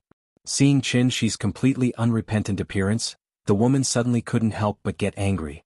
So, she immediately turned her gun and aimed it at Shi. She seemed to have reason and evidence to back it up. "What, is there a problem? Is it so hard to say sorry? Your child is about the same age as my Nan. As a parent, haven't you taught her that she needs to have basic manners when interacting with others? This horse was originally bought for Nan as a birthday gift. Normally, even I, as her mother, can't ride it, let alone strangers like you. Your daughter rode Nan's horse without Nan's permission. Do you think this kind of behavior is any different from stealing?" After hearing this, Shi couldn't help but frown deeper. He opened his mouth and wanted to refute the woman's point of view, but the woman didn't give him a chance to speak. She continued, "Of course you can also push the blame to the club. Then I want to ask you in return, someone handed you a knife. After you kill someone, can you push the blame to the person who handed you the knife? May I ask which law stipulates this?" After hearing the woman's words, Shi was suddenly angered by her and laughed. In this life he could be considered to have lived for hundreds of years. He had come into contact with unreasonable people, but he had never seen someone who could be so unreasonable to this extent. Was this a crosstalk? If it weren't for the fact that the other party was a woman, Shi would have taken Yin and left. What are you laughing at? Do you think I said something wrong? Also, I'm not a petty person. I don't have the leisure to argue with a child. I just hope that as a parent, you can understand that educating a child is not a very easy thing to do. There's a good saying, if you make a mistake you have to admit it. If you are beaten you have to stand upright. The reason why I want her to apologize to Nan is to help your child establish a correct sense of right and wrong. At the same time, I want to prevent Nan's heart from continuing to be hurt. Tell me, is my request really too much? Needless to say, when a woman came up with a crooked argument she could really turn black into white. If it was an introverted person who had encountered such a situation, perhaps he would have hurriedly asked his child to apologize to the other party and take the blame for this matter without knowing what was going on. Anyway, it was just 3 words. I'm sorry. What's the big deal? The woman felt that her request was not excessive at all. But it was a pity, Shi and Yin were not the kind of muddle-headed good guys. We choose to be kind, but that doesn't mean that we will condone fallacies. Outside the stable. After the woman expressed her opinion, she looked at Shi and his daughter confidently. Yin, do you think what Auntie said makes sense? Shouldn't we apologize to her? Shi couldn't be bothered with this crazy woman in front of him, so he lowered his head and looked at the little girl next to him. As expected. As soon as Shi finished speaking, Yin quickly shook her head. Seeing this, Shi couldn't help but nod in satisfaction.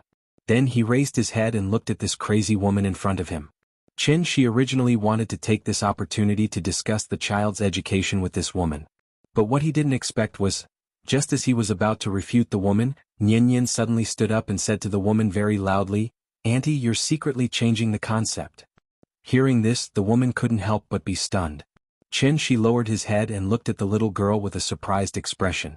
Wasn't that right? Wasn't this woman secretly changing the concept? Auntie, I can promise you, if I really did something wrong, I will definitely apologize to my sister very sincerely. But what happened today really has nothing to do with me. I didn't know that this horse belonged to my sister, so I listened to the coach's arrangement and wrote it. This uncle just said that this was a mistake in the arrangement of work. If you want me to apologize just because my little sister is crying, then I will cry too. As she spoke, Yin's voice couldn't help but lower.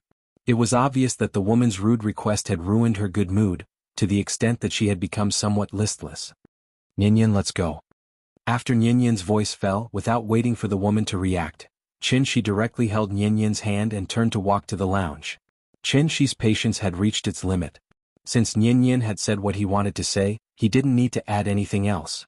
As the saying goes, when a scholar meets a soldier he can't reason clearly. Instead of continuing to be entangled with this crazy woman, it was better to leave when she was distracted, and save his ears some peace. Looking at the back of the father and daughter leaving, the woman's face was a little uncertain. Actually, if those words were said by Shi, the woman might have 10,000 fallacies to say. But if it was Yin who said it, for a moment she really didn't know how to continue. Did she really have to argue with a child? So no matter how angry she was, the woman could only stand there sullenly, and she couldn't find a way to vent her anger. Seeing this, the club manager immediately moved in front of the woman, ready to mediate the situation. This farce seemed to be coming to an end. But at this moment, the little girl next to the woman burst into tears again. After all, not every child could be as reasonable as Yin, so she couldn't accept this at all. They secretly rode on her horse, but they didn't even apologize. Once she thought of Yin riding on the back of the horse, that valiant feeling instantly made the little girl feel uncomfortable from the bottom of her heart. It was like a fishbone in her throat. Don't think that children don't have schemes. At least at this moment, the little girl suddenly had a very firm thought in her heart, and that was, cry. She must cry until her mother made them apologize to her. Therefore, she immediately took on the posture of Meng Jiangnu, sat on the ground and started bawling her eyes out. This time the woman panicked. But no matter how she comforted her, the little girl didn't listen. Instead, she cried and kept repeating, "She rode on my horse, she rode on my horse." It was like Tang Sing chanted the golden hoop spell. Soon, the woman was completely overwhelmed by her daughter's crying. Seeing that Qin Shi and his daughter's figures were about to disappear at the end of the road, the woman seemed to have finally made a decision. She couldn't help but say to the little girl with a fierce expression, "Darling, don't cry first. Stand up first, mother will make the decision for you. She must apologize to you today." Then the woman directly turned to look in the direction she came from and shouted in that direction, "Ah Biao, stop them for me, don't let them go." Jiutian Divine Emperor.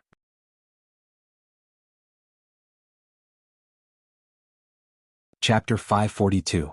Unlike other emerging industries, the moment the martial arts craze arose, it received all kinds of support from the government, both overt and covert.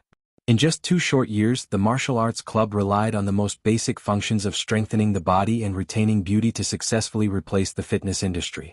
At the same time, it also indirectly squeezed out the survival space of the security industry. Now that the trend of practicing martial arts was becoming more and more intense, everyone knew a few practical moves, and social security naturally became a big problem on the table of all levels of government. As the saying goes, where there is a demand, there is a market. Since the market demand was so huge, many large martial arts clubs took advantage of the situation to launch private bodyguard services. At the same time, they also established a cooperative relationship with the Public Security Bureau to assist the police in handling cases in a way similar to the auxiliary police. The Biao that the woman mentioned was the private bodyguard she hired from the Beijing Martial Arts Club some time ago. Since the rich were willing to buy a horse for their daughter to play with, why would they scrimp on security issues? Therefore, the moment the woman finished speaking, a burly man in a tang suit quickly walked toward Qin Shi and his daughter. Black suits were no longer popular nowadays. Tang suits and Han costumes were the current trend, and at the same time, it was also the standard for martial artists. This was because only martial artists who registered with the Wu Lian would wear a special Wu Lian symbol on their chest to confirm their identity as martial artists. Just like the police uniform, the Wu Lian symbol was absolutely not allowed to be impersonated. Therefore, as long as someone was wearing a tang suit with a Wu Lian symbol on his chest, that person must be a powerful martial artist, and the kind who could fight 100 people alone. "Sir, please wait." Biao was burly and had dark skin. At first glance, one could tell that he was the kind of martial artist who often trained hard under the sun. Although he had tried his best to restrain himself, his fierce temperament still frightened the club manager next to him. "Miss Zhuang, this. The club manager wanted to stand up and smooth things over. But before he could finish speaking, the woman had already said coldly, "Don't worry, I am a person of status. How can I make things difficult for them for no reason? As long as they bow their heads and apologize to Nan, then I will pretend that today's incident never happened. My request." At this point, the woman suddenly paused. Then she looked at the manager and asked, "It's not too much, right?" Hearing this, the manager could only squeeze out a bitter smile. He nodded with some difficulty and replied, "Not at all, not at all." It was obvious that this matter had completely become a matter of face. Women were rich. At the same time, he was also a person of status. Therefore, she could not accept how Qin Shi and his daughter treated her and her mother. Apologize. He had to apologize. If they didn't apologize, Qin Shi and his daughter wouldn't be leaving the club today. After hearing the woman's order, Biao quickly caught up with Qin Shi and his daughter. He tried to ask Qin Shi to stop, but Qin Shi acted as if he didn't hear him. He continued to whisper to Nian while swaggering into the lounge. The lounge was not far ahead. Seeing that Qin Shi and his daughter were about to enter the lounge, Biao suddenly became anxious. After all, he couldn't forcibly kidnap Qin Shi and his daughter in front of the boss in front of so many people, could he? Once this kind of behavior was recorded and posted online, Wu Lian would definitely not let him off easily. Biao was more or less depressed in his heart. If it were anyone else, after seeing him dressed like a martial artist, they would definitely stay where they were and obediently wait for him to deal with them. However, Qin Shi didn't take him seriously at all. Along the way he was talking and laughing with Nian. It seemed that he was just short of turning around and directly saying to him, "Come and hit me." Martial artists couldn't hit people in public, but they could intimidate people. Therefore, after thinking for a while, Biao exerted force on his feet. Like jumping high, he directly jumped over Qin Shi and his daughter's heads and then opened his arms to stop them. This jump, it was at least 2 meters high, right? The manager of the club was dumbfounded. "Sir, I'm sorry. Our boss said that you can't leave. I hope you won't make it difficult for me. Please go back." Biao was still very polite. At least he didn't hit them right away. Therefore after Qin Shi sized Abiao up, he smiled and asked in return, "Go back. Do you want me to go back and apologize? You saw what happened just now, right? Do you think we did something wrong?" Abiao had been standing not far behind the woman, so he naturally knew the cause of this incident. Therefore after hearing Qin Shi's question, Abiao's face showed a slightly strange expression. "I'm sorry, sir. I was just following orders. The boss is not a bad person. She was just angry that Nan was wronged. It's just an apology. As long as you are willing to apologize to her, I promise that she won't make it difficult for you." Abiao's words were tactful enough. He hoped that Qin Shi would give the woman a way out so that he could go back and report to his boss. However, what Abiao didn't expect was, after hearing his words, Qin Shi suddenly shook his head and laughed. Because he was very disappointed with Abiao's answer. The rise of the martial arts craze actually meant that the spirit of martial arts was declining. A martial artist like Qin Shueqing who had a strong mind and conviction, probably couldn't be found now, right? Qin Shueqing had left Earth for 2 years. Therefore many times, Qin Shi couldn't help but think of that willful and stubborn sister-in-law. Fortunately, the defensive magic treasure he'd given Qin Wanqing hadn't been activated.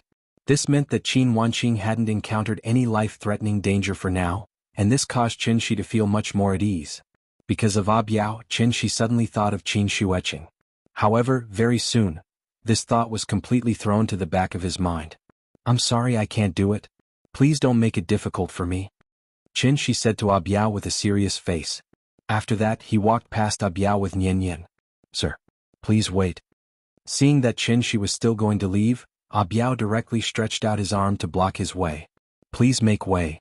Without any superfluous movements, Qin Shi directly bumped into Abiao's arm. Like a train slowly moving, Abiao tried to block Qin Shi with force. However, it was fine if he didn't use force. But this force, a huge force that was enough to suffocate people, suddenly burst out from Qin Shi's body. Bang! With a muffled sound, Abiao's whole body flew out instantly as if he was hit by a train. At that moment, Abiao was completely stunned. He only felt that his mind was blank. When he finally came back to his senses, he found that he was sitting under a big tree by the roadside, and the lounge where Qin Shi and his daughter were was at least 10 meters away from him. Abiao touched his chest and his arm. There was not a trace of injury on his body, not even a trace of pain. It was like a dream. When he woke up, he was already lying under this tree. You, Abiao pointed at Qin Shi as if he wanted to say something. However, when Qin Shi looked back at him, Abiao suddenly felt like a bucket of cold water was suddenly poured on him, and his whole body slightly trembled. Well, I saw that some readers seem to have misunderstood. In fact, I'm not writing a face slap. I want to use this incident to indirectly tell you about the changes in Yin in the past 2 years, and the changes in the whole society. In the end, it seems that I failed again.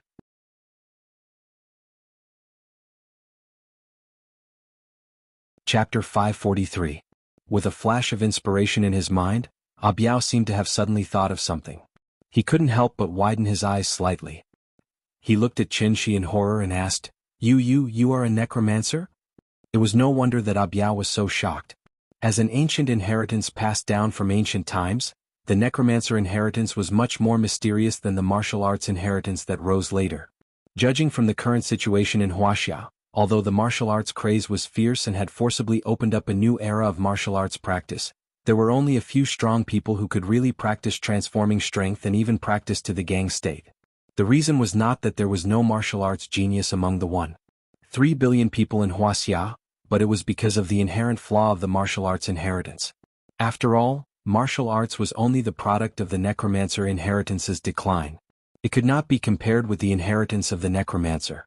Did you not see how many of the masters at the top of the heaven list had really entered the Tao through martial arts? They relied on their age, experience, and combined with the cultivation methods of the necromancer to cultivate both internal and external, thus stepping into the celestial being realm in one fell swoop. And this was the real reason why Yu Jingzi's incomplete cultivation method was sold for 5 million.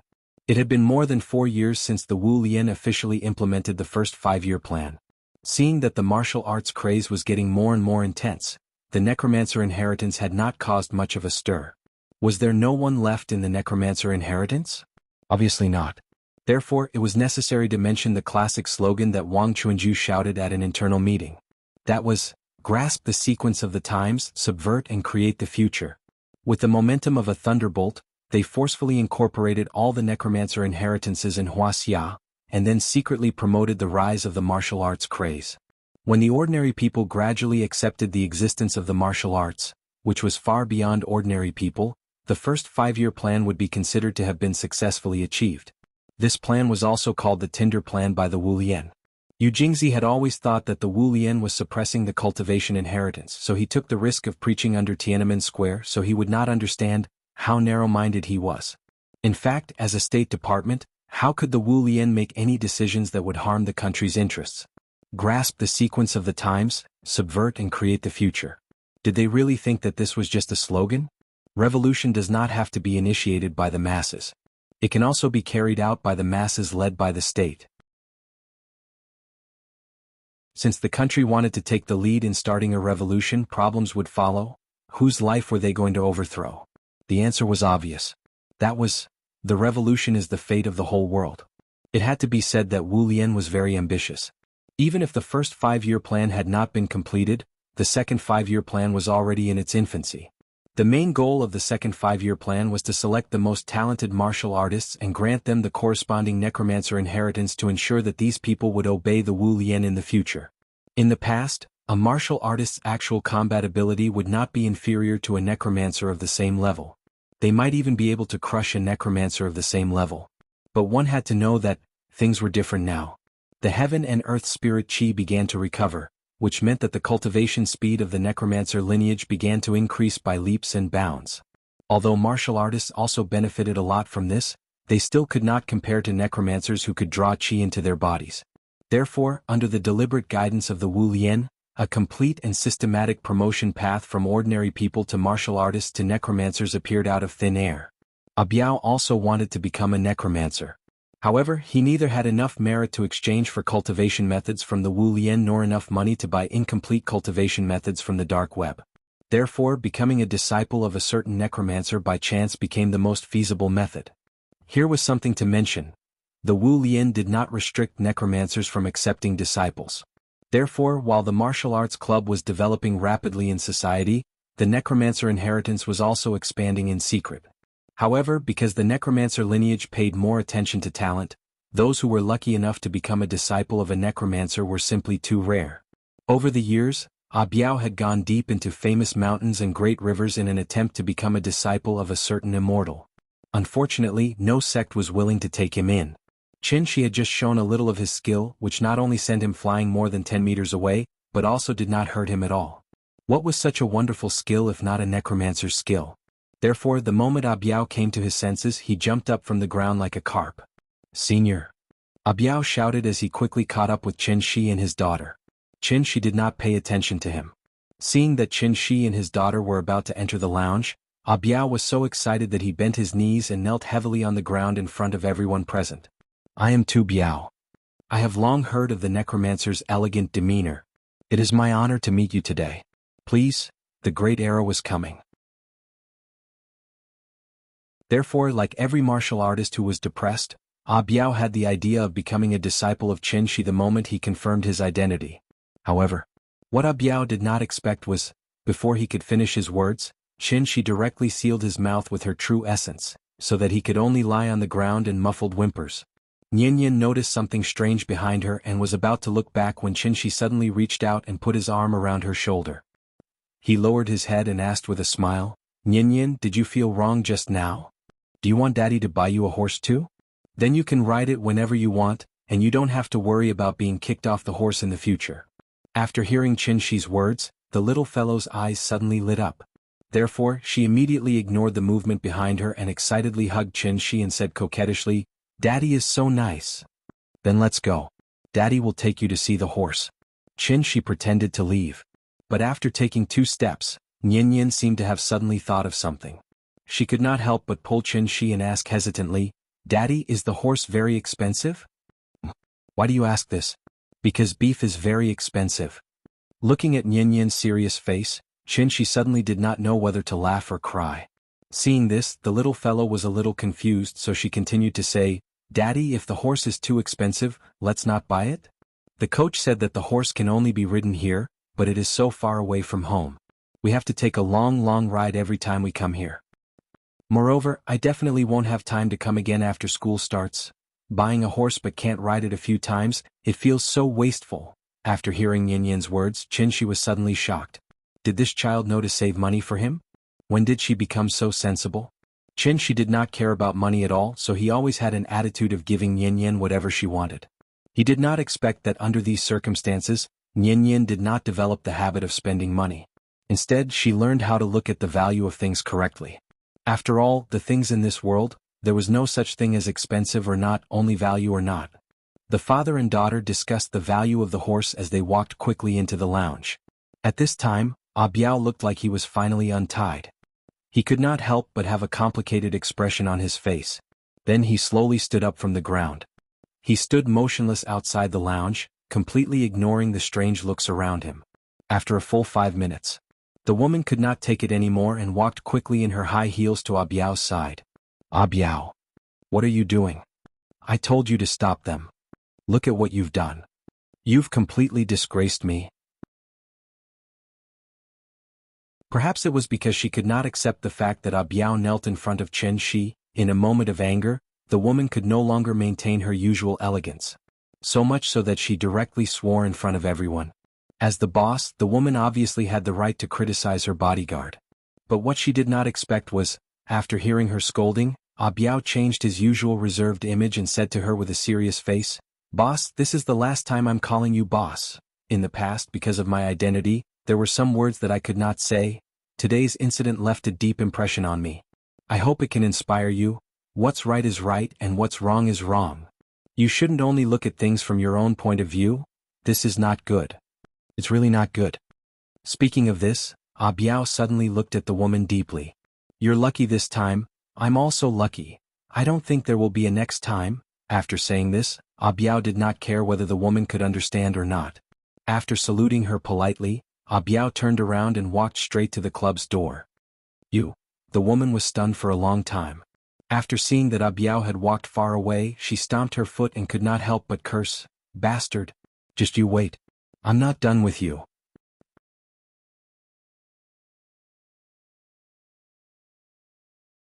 Chapter 544. Perhaps because she didn't want to see that woman again, Yin Yin sat in the lounge for a while before she took the initiative to go home. Her mood was a bit down, but it was understandable. After being reprimanded for no reason, no one would be in a good mood. Although Qin Shi wanted to use the method of buying a horse to make her happy, Yin Yin hesitated again, and in the end rejected this irrational spending proposal. It was obvious that she was a good child who knew how to save money. Seeing the little girl's lack of interest, Qin Shi took out his phone and made another suggestion that was enough to arouse her interest. That was, Crazy Racing Kart Rider. Anyway, both were vehicles, but one was for riding and the other was for sitting. The difference didn't seem to be too big. Therefore, after Qin Shi briefly described the game of karting, the little girl's interest was immediately piqued. She even forgot to change her clothes and wanted to pull Qin Shi out. As for the unpleasantness just now, the moment the father and daughter walked out of the club, the unpleasantness was all thrown to the back of their minds. It wasn't that they were heartless, but because Yin Yin was kind and Qin Shi was generous, the father and daughter simply couldn't let this matter go. Instead of wasting time on these unpleasant things, it was better to seize the time and think of other ways to make themselves happy again. And this was obviously the way of a smart person. This was Yin Yin's ordinary day. In this ordinary day, she would forget all the unpleasantness and only remember the moments that made her laugh. She didn't have a lot of summer homework, nor did she have a variety of tutoring classes. In her last summer of elementary school, Qin Shi just wanted her to play to her heart's content. In the blink of an eye, Yin Yin was 9 years old. She was already very mature.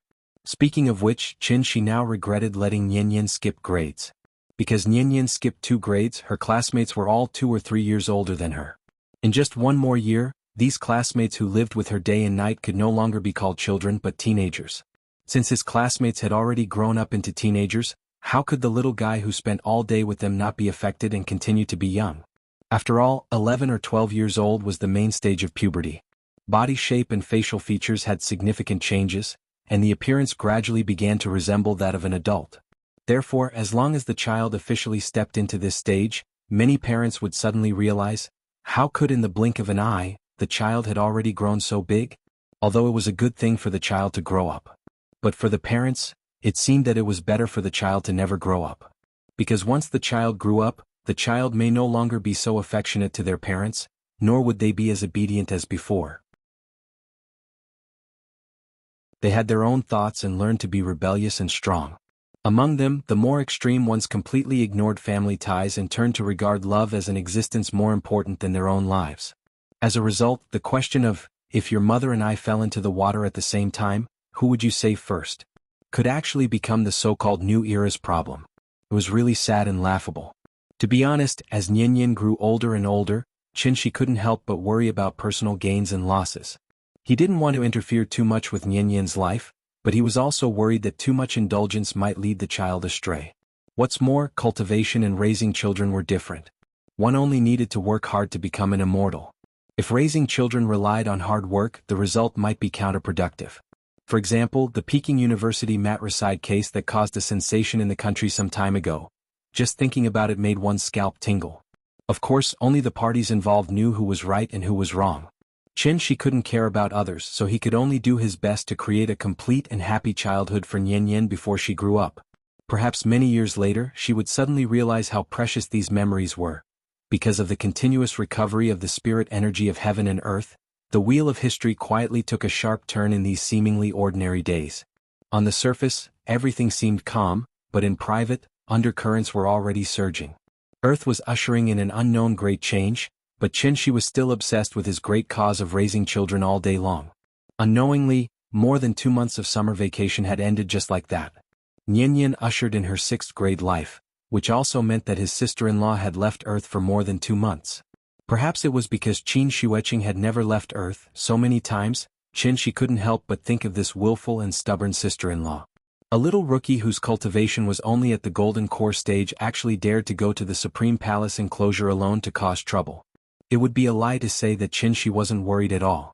But the good thing was, the Dharma treasure that he had given to Qin Shueqing to protect herself hadn't been activated, which meant that Qin Shueqing hadn't encountered any life-threatening danger for the time being. This also made Qinshi feel a lot more at ease. As long as she was fine, it was fine. In fact, long before Qin Shueqing set off, Qinshi had already given her a detailed extracurricular tutoring. He also used his true essence to simulate an image to show his sister-in-law everything he knew about the Supreme Palace enclosure. The scenery there was as beautiful as a painting. Without asking about spring and autumn, there was no winter or summer. 10 miles of peach blossoms were planted, wine was brewed and tea was brewed, and the clouds on the horizon were like rosy clouds. Of course, in addition to the beautiful scenery, there were also countless aristocratic families and cultivation inheritances there. This was a cultivation holy land comparable to heavenly spiral. In short, that place was very dangerous. In order to make his sister-in-law put away her strong personality, Qinshi even deliberately exaggerated the combined strength of the Jade Clear Grotto Heaven and the Xinyuan family. Qinshi was overthinking this. Qin Shueqing was very strong, but she wasn't stupid at all. Therefore, as soon as the star Cha flew out of the Oat Nebula, Qin Shueqing obediently listened to Qinshi's instructions and immediately used her Dharma treasure to conceal her whereabouts. After that, Qin Shueqing flew straight to the Supreme Palace enclosure according to the coordinates that Qinshi had provided. This was Qin Shueqing's first time at the Supreme Palace enclosure. Therefore, when she realized that the Supreme Palace enclosure in front of her was very different from the true essence projection that Qinshi had provided, Qin Shueqing didn't choose to leave. Instead, she chose to continue flying toward this mysterious planet. Yes, the Supreme Palace enclosure had changed. It was no longer a floating continental plate in the universe. Instead, it had become a complete planet that was forcefully pieced together by 3 enclosures. After all, Qinshi wasn't an immortal emperor. He, who was far away on Earth, had no idea what had happened at the Supreme Palace enclosure. Therefore, when Qin Shueqing found an area that matched the geographical features of Ning province according to the true essence projection that Qinshi had provided, she drove the star Cha directly to the sky above Ning province where the Xinyuan family was located.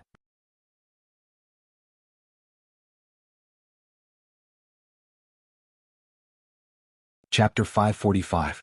The current appearance of the Supreme Palace enclosure was indeed a little strange. Compared to the Supreme Palace enclosure in Qinshi's impression, the current Supreme Palace enclosure was at least 3 or 4 times larger. Therefore, if Qinshi was still here, he should be keenly aware that, The uneven irregular sphere covered with a layer of grayish-white fog in front of him was the so-called three enclosures. Yuan pronounced Yuan. Homonym, San Yuan. Because of the rare phenomenon of the intersection of the three enclosures in 100 years, the Supreme Palace enclosure, Tianshi enclosure, and Ziwei enclosure were like three pieces of mud that were forcefully glued together by an unknown force. And it was precisely because of this that the three enclosures were not as round and natural as other planets in the universe. Instead, they looked a little strange and awkward. If one really had to describe it, it was like a deformed potato covered with white mold. The current appearance of the Supreme Palace enclosure was very different from the true essence projection that Qin Shi provided to Qin Xueqing before. However, after thinking for a while, Qin Xueqing did not choose to return to Earth for the time being. Instead, she continued to fly to this mysterious planet. On the one hand, it was because Qin Xueqing did not know the details. On the other hand, it was because she had other purposes for this trip. Capturing Chenghua was an excuse. Her real purpose was to gain experience. Since it was an experience, she should naturally have the courage to take risks and have the courage to fight. Therefore, even after Qin Xueqing noticed that something was wrong, she still did not turn back. In the end, her sister-in-law still came to the Supreme Palace enclosure. But what she never expected was, after she piloted Xingcha and passed through the grayish-white fog on the surface of the planet, the first thing that came into view was not the scenic spot that Qin Shi described, but a dead land full of death and desolation. What happened to the picturesque scenery there? The former mountains, valleys, and blessed lands had now become deserts and canyons. It was as if a world war had just happened. The entire world was filled with a strong smell of blood. Suddenly, a gust of strong wind swept over, instantly lifting up a cloud of yellow sand and flying rocks that covered the sky. Qin Xueqing stood on Xingcha and observed carefully. Only then did she discover that there were a few people fighting not far away. Moreover, both sides were very strong. They were far from what she could handle. Void Pierce, since your junior brother, Reverend Cave Spirit, has already subdued the sacred cult, why are you still bitterly holding on? How about this? I will count to 3. Everyone will stop. Then you will obediently follow me back to meet the sect leader. Maybe the sect leader will be happy and confer you the title of Lord of Supremacy? There were 3 people confronting each other in the field. One of them was Reverend Chongshu, who had once met Qin Shi. In the past, how famous would the 4 great spiritual masters of the Jade Clear Grotto Heaven be? Now, it was unknown what kind of unforeseen event had happened, to the extent that Reverend Pierce Void was actually like a stray dog at this moment, being chased all the way here from 1,000 miles away. Bah! How could Junior Cave Spirit be someone who is afraid of death? You keep talking about the sacred cult on your left and right. Why don't you take a look at what your so-called sacred cult has done? If it weren't for those despicable and shameless methods, how could Junior Cave Spirit have fallen into your trap? It's useless to say more. Since you want to bring me back to report on your mission, then come and try. While speaking, Reverend Chongshu was rapidly fighting with the other 2. The strength of the 3 people in the field was roughly the same. They should all be supreme being existences. With such a lineup, even if Qin Shi was here, he could only temporarily avoid their attacks, let alone Qin Xueqing, who was just a mere gold core realm cultivator. Therefore, Qin Xueqing could only pilot Xingcha and carefully hide in the sky. Although this Xingcha had been meticulously modified by Qin Shi, if it wasn't for the fierce battle in the field, her whereabouts would have been discovered long ago. Qin Xueqing had always been fearless. But at this moment, she was really scared. No wonder Supreme Palace enclosure had become like this. It turned out to be caused by the battle between these people. As the saying goes, one can know the depth of autumn by seeing a leaf, and one can know the whole leopard by seeing a spot. Even the supreme being Reverend Chongshu was chased all over the world. Then, how could heavenly venerable existences like the Patriarch of the Shenyuan clan and the Patriarch of the Tuoba clan stay out of it? It could be seen that this war had been going on for a long time, so much so that Supreme Palace enclosure had completely changed its appearance under the baptism of war. The former blessed land was now a desert wasteland. And with the means of immortal cultivators, could it be that they couldn't turn Supreme Palace enclosure into its former appearance? Therefore, this also meant that, from the moment the war began, the flames of war had never been extinguished. The intensity of the war was simply unimaginable. It had been 2 years. The flames of war had burned every corner of Supreme Palace enclosure. Its scale had even far surpassed the Second World War on Earth, reaching the extent of nuclear weapons bombarding each other. Therefore, the cultivation Holy Land in Qin Shi's memory had become such a dilapidated place today. Battles and killings. mountains of corpses and seas of blood. Looking at the three people fighting in the field, Qin Shuiqing hesitated for a moment. In the end, she did not choose to leave. Instead, she hid at the side and continued to spy on the battle. Void Pierce stage, stop. I believe you also know. Joining our sect will only bring you benefits and no harm. Why do you have to struggle so hard? During the battle, the Supreme Being from the Holy Sect kept persuading Reverend Chongshu to surrender. Upon hearing that, Reverend Chongshu refused to answer at all. Instead, he took the initiative to attack the two of them. I know you have resentment in your heart. But, if we don't flatten your jade clear heavenly abode first, how can the Holy Sect unify Supreme Palace enclosure? As long as you are willing to lower your head and submit, I can promise you on behalf of the sect master that I will definitely help you reignite the incense in the future and ensure that the inheritance of your jade clear heavenly abode will not be destroyed. What do you think? Although the battle between both parties was very intense, the Supreme Being of the Holy Sect did not kill them. As a result, Reverend Chongshu still had the upper hand even though he was fighting against two of them alone. Of course, this advantage was obviously illusory. The battle between insightful Emptiness Realm experts would not be as straightforward as the battle between Gold Core Realm experts and Yuanying Realm experts. Reverend Chongshu knew very well that the other party had the advantage in numbers. If he could not defeat them after a long battle, they would definitely call for reinforcements. By then it would be difficult for him to escape. Therefore he did not want to be entangled with the two of them any longer. With a flash, he disappeared into thin air from where he was standing. Seeing that Reverend Chongshu had run away, the two supreme beings of the Holy Sect did not seem surprised at all. After exchanging a glance with each other, the two of them tacitly chased after him. The three of them left just like that. Qin Shuiqing waited for about half an hour. Then she carefully drove Xingcha to the place where the three of them were fighting just now. The air was filled with the energy that was dispersed from the battle between the three of them. Qin Shuiqing tried to sense it with her divine sense. However, she discovered that the energy was like a knife. Even if she only touched it slightly with her divine sense, the energy of the true origin would leave a shallow scar on her divine sense. This is Supreme Palace Enclosure? Come. Wonderful book house.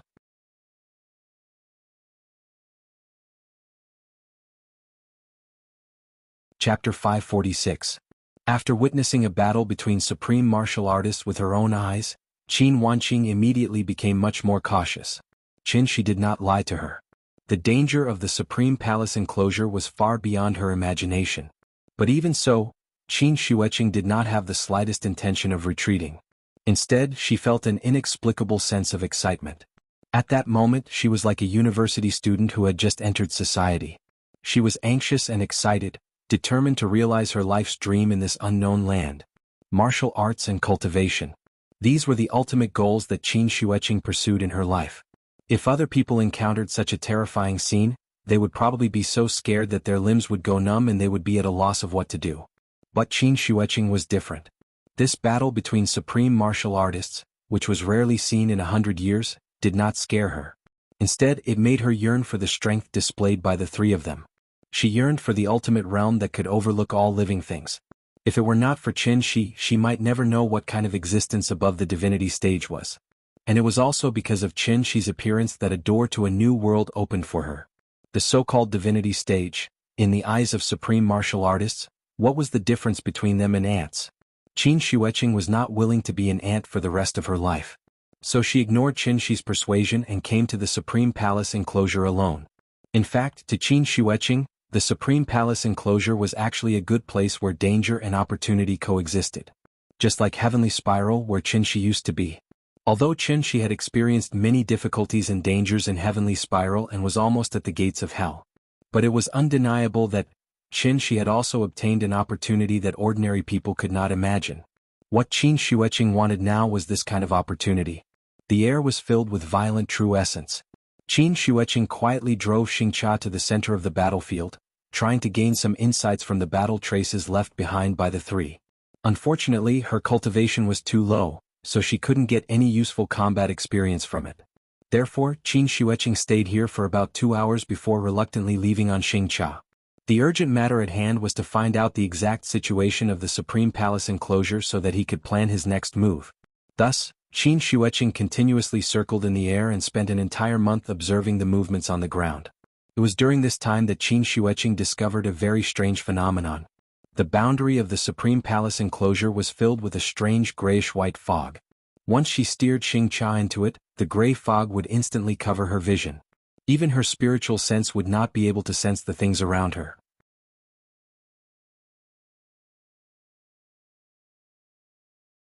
The entire Supreme Palace enclosure seemed to be in the stage of post-war recuperation.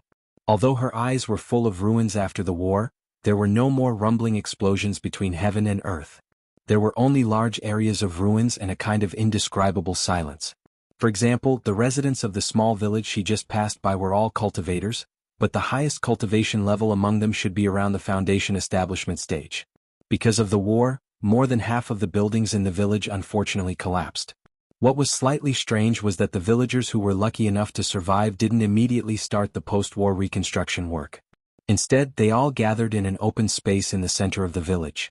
The villagers sat on the ground, surrounded by familiar faces, but no one opened their mouth to break the silence. The entire village seemed to be shrouded in a kind of emotion.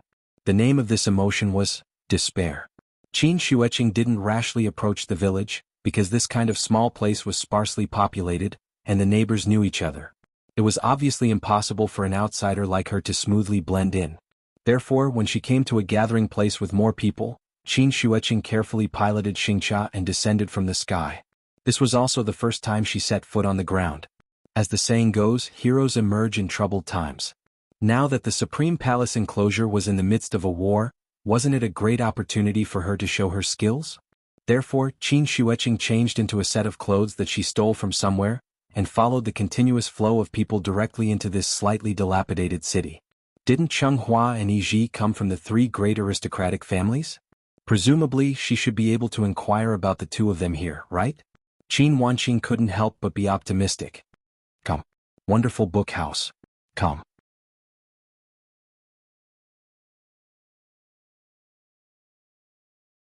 Chapter 547. Due to the different social structure, there was a big difference in the way of life between cultivators and ordinary people. The most obvious point was, most cultivators in the Supreme Palace enclosure didn't like to live in groups. It was also because of this that there were no large cities in the history of the Supreme Palace enclosure. At most, there were only some large family strongholds or markets. This situation was actually in line with the development of the population. After all, cultivation required the consumption of the spiritual energy of heaven and earth. Once people gathered together, the spiritual energy of heaven and earth would naturally not be enough to share. Therefore, except for some fledglings with lower cultivation, cultivators above the golden core stage would mostly stay away from the city and open up their own cave abodes in more remote places. Qin Xueqing entered a small city controlled by the Xianyuan family. The original intention of the Xianyuan family to build this city was mainly to protect their bloodline and provide a relatively safe environment for the clan members with lower cultivation to grow. If it was in the past, there wouldn't be too many people in the city. Unfortunately, today was different from the past.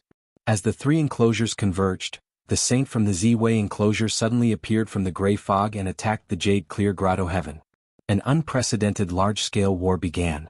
The 9 prefectures of the Supreme Palace enclosure were attacked by the saint almost simultaneously. With Ning Prefecture as an example, the Xianyuan, Dongfang, and Tuoba families, who were known as the 3 major families of Ning Prefecture, naturally became the focus of the saint's attention. The slightly different part of the war with the people on Earth was, because high-level immortal cultivators had absolute dominance over low-level immortal cultivators, the Holy Church didn't care about immortal cultivators below the nascent soul stage. Instead, they focused all their attention on the 3 family heads and the elders of the various families. As long as the 3 family heads and elders were subdued, Ning Prefecture would naturally be under the saint's command. Therefore, adhering to the battle philosophy of capturing the leader first to capture the bandits, the saint's 12 kings automatically divided into 10 groups as soon as they walked out of the gray fog. The 3 strongest kings faced the 4 perfected masters of the Jade Clear Grotto heaven, while the other 9 kings attacked the strongest forces that ruled the 9 prefectures respectively. The saint came to the Supreme Palace enclosure with the mentality of colonists.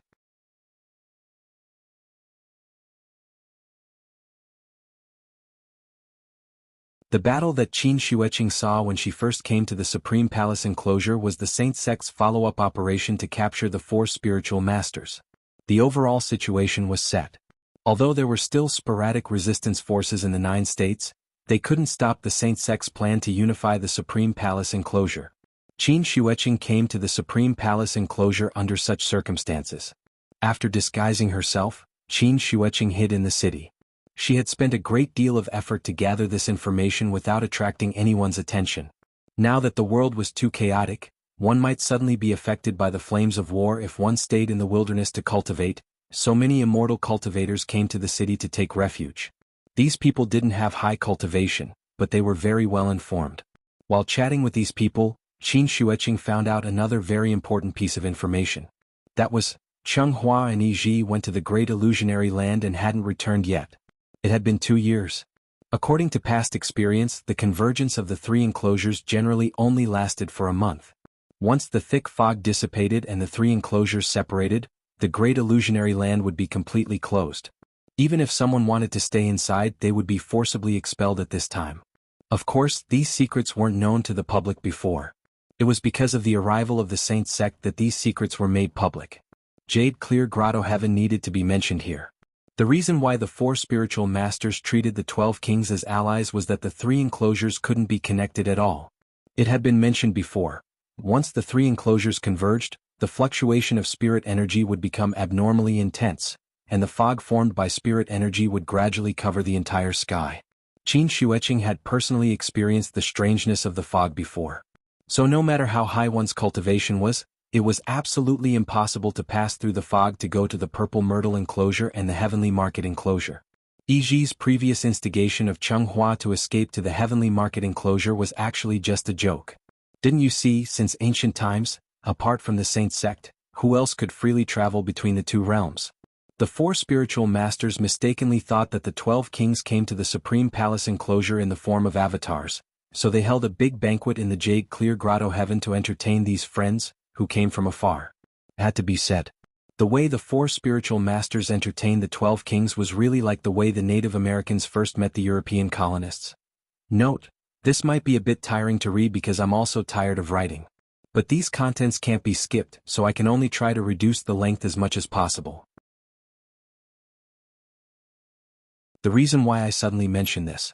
That's because this book had already entered the final stage of completion. Throughout the whole process, I learned a lot from it and also discovered my shortcomings. This is my first 1,000,000-word work. If I say I'm satisfied, then I'm definitely not satisfied. After all, it's a work full of flaws. It's really not good enough, nor is it exciting enough. At least it's not exciting throughout. Because many of the mistakes are too low level. If I were to rewrite it, the level of excitement would definitely increase by several levels. But if I'm not satisfied, what it has achieved now is actually far beyond what I once expected. So I'm really grateful to all of you for giving me such an opportunity to learn and improve.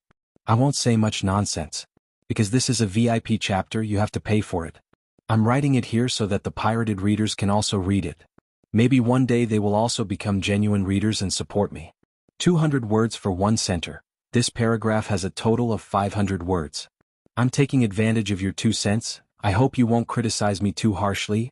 The new book has been confirmed. If nothing goes wrong, the title of the book will be, I Really Know Martial Arts. Currently, the title has been registered, but it hasn't been officially released yet. Because I have to save 100,000 words before I release it, I can't keep updating it. When the new book is released, I will open a chapter to explain, so before that, please don't take this book off the shelves. In addition, I will also do my best to finish this book properly. Come. Wonderful book house.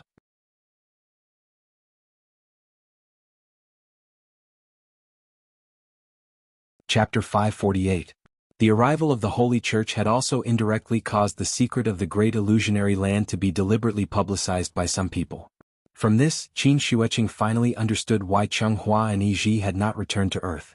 It was not that they did not want to come back, but that they had no way to come back.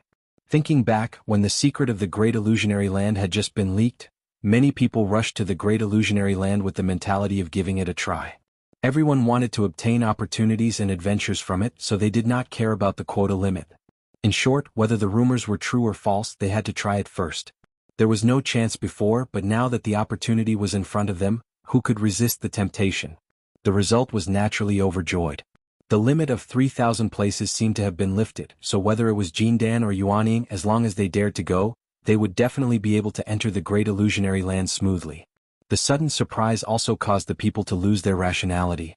During that time, the battle at the Supreme Palace enclosure was the most intense. The 4 spiritual masters and the 12 kings were fighting fiercely, and the major forces of the 9 regions were also busy resisting the attack of the Holy Church. It was obviously impossible to be distracted and care about other people in a battle of life and death at the supreme level. Instead of staying in the Supreme Palace enclosure and praying that the flames of war would not burn their heads, it was better to risk their lives and go to the Great Illusionary Land. If they really got lucky and luckily obtained some adventure, wouldn't they be able to completely reach the peak of life? With such a fantasy, for a time, there were as many cultivators going to the Great Illusionary Land as carps crossing the river. But as more and more people entered the Great Illusionary Land, no one came back. People finally realized where the problem was. Could it be, this place could only be entered and not exited? After a series of suicidal repeated confirmations, the Great Illusionary Land had completely become a forbidden area in people's minds. As long as no one left alive, no one would dare to break in again. So according to the current situation, Qin Xueqing should never see Chenghua and Yi again. Unless she personally made a trip to the Great Illusionary Realm, she wouldn't even be able to determine whether the 2 of them were dead or alive. And since she couldn't find Chenghua and Yi, what reason did Qin Xueqing have to continue staying in this war-torn and turbulent Supreme Palace enclosure? At that moment, Qin Xueqing couldn't help but hesitate. She even had the urge to immediately return to Earth. But soon, Qin Xueqing's pursuit of martial arts calmed her down once again. If she wanted to concentrate on cultivating in seclusion, why would she bother to come all the way to the Supreme Palace enclosure? Wasn't the turbulent Supreme Palace enclosure a great stage for her to train herself? Therefore, after adjusting her mentality, Qin Xueqing temporarily settled down in the Supreme Palace enclosure. The Supreme Palace enclosure was a very big stage. Now she was just a small behind-the-scenes worker. Therefore, Qin Xueqing couldn't help but look forward to the day when she would also step onto the stage. Since her sister-in-law had settled down in the Supreme Palace enclosure, let's talk about Nianyan first. Important things had to be said 3 times. Although Nianyan was only 9 years old now, she was already in the 6th grade. What did it mean to be in the 6th grade? The capital-affiliated primary school didn't have a middle school department, which meant that the children in the 6th grade could do whatever they wanted on campus. Moreover, on the first day of school, the homeroom teacher directly appointed Nianyan to be the class monitor of the 6th grade class 2. The teacher made this arrangement partly to take care of this little girl who had skipped 2 grades. On the other hand, it was entirely because of the good reputation she had built up in the capital-affiliated primary school over the years. Any teacher who had taught Nianyan would be full of praise for this smart, sensible and clever child. Therefore, the homeroom teacher had a reason not to let Nianyan be the class monitor. Okay, Chenyan will be our class monitor from now on. She skipped 2 grades in the past and is younger than all of you, so you must not bully her in the future. If I find out that anyone dares to bully her, I'm sure all of you know the consequences. The homeroom teacher of the 6th grade class 2 was a middle-aged man, so he wasn't as gentle as the other teachers. Instead, he pretended to be fierce and gave the class a warning. Remember this. In terms of life, Chenyan is your little sister. But in terms of studies, you must learn from her. Although she skipped 2 grades, she still scored 100% on the pretest. But what about all of you? Okay, I won't say anything more. Everyone be alert and let's start class now. On the podium, the homeroom teacher lectured with spittle flying everywhere. Then, he patted Nianyan's shoulder and squeezed out a smile. Chenyan, you're small, so you'll sit here in the future. The teacher pointed to the seat closest to the podium. Then, Nianyan carried her school bag and obediently came to this excellent place with good feng shui. It was a little strange. Nianyan was short, so it was reasonable for her to sit in the first row. But her desk mate was not only taller than her, she was also much bigger. Sitting there, she was like a pagoda that could suppress demons. She could practically block the view of the students behind her. Moreover, she was a girl. A fat girl who weighed at least 150 pounds. Suddenly meeting such an outstanding classmate, Nianyan couldn't help but take a second look at her. But she didn't expect this fat girl to treat her as if she didn't exist. Even though the whole class was paying attention to Nianyan, the fat girl still shrugged her head and turned a deaf ear to everything around her. Soon Nianyan's first class in the 6th grade class ended. As a new classmate, Nianyan felt that she had an obligation to take the initiative to integrate into the group. So, she took the initiative to greet the fat girl next to her across the aisle. "Hello, I'm Chen Yin. What's your name?" Yin Yin had skipped 2 grades, so she already had experience. So, her adaptability could be said to be very strong. She didn't feel shy at all. Who would have thought? Yin Yin wasn't afraid of strangers, but the fat girl next to her was. She just patted the girl's arm out of courtesy, but she didn't expect the girl to be so scared that she started trembling. Yin Yin's face was full of black question marks. She thought that she had accidentally scared the girl. But before she could apologize, the fat girl directly covered her head with her hands and then leaned over the table like an ostrich. The classmate behind Yin Yin also saw this scene. So, this boy who looked like a skinny monkey immediately pointed at the fat girl in front of him and laughed loudly. "Chen Yin, ignore her. She's a fool." "Ha ha, fool, big fool. Ha ha ha ha. Come.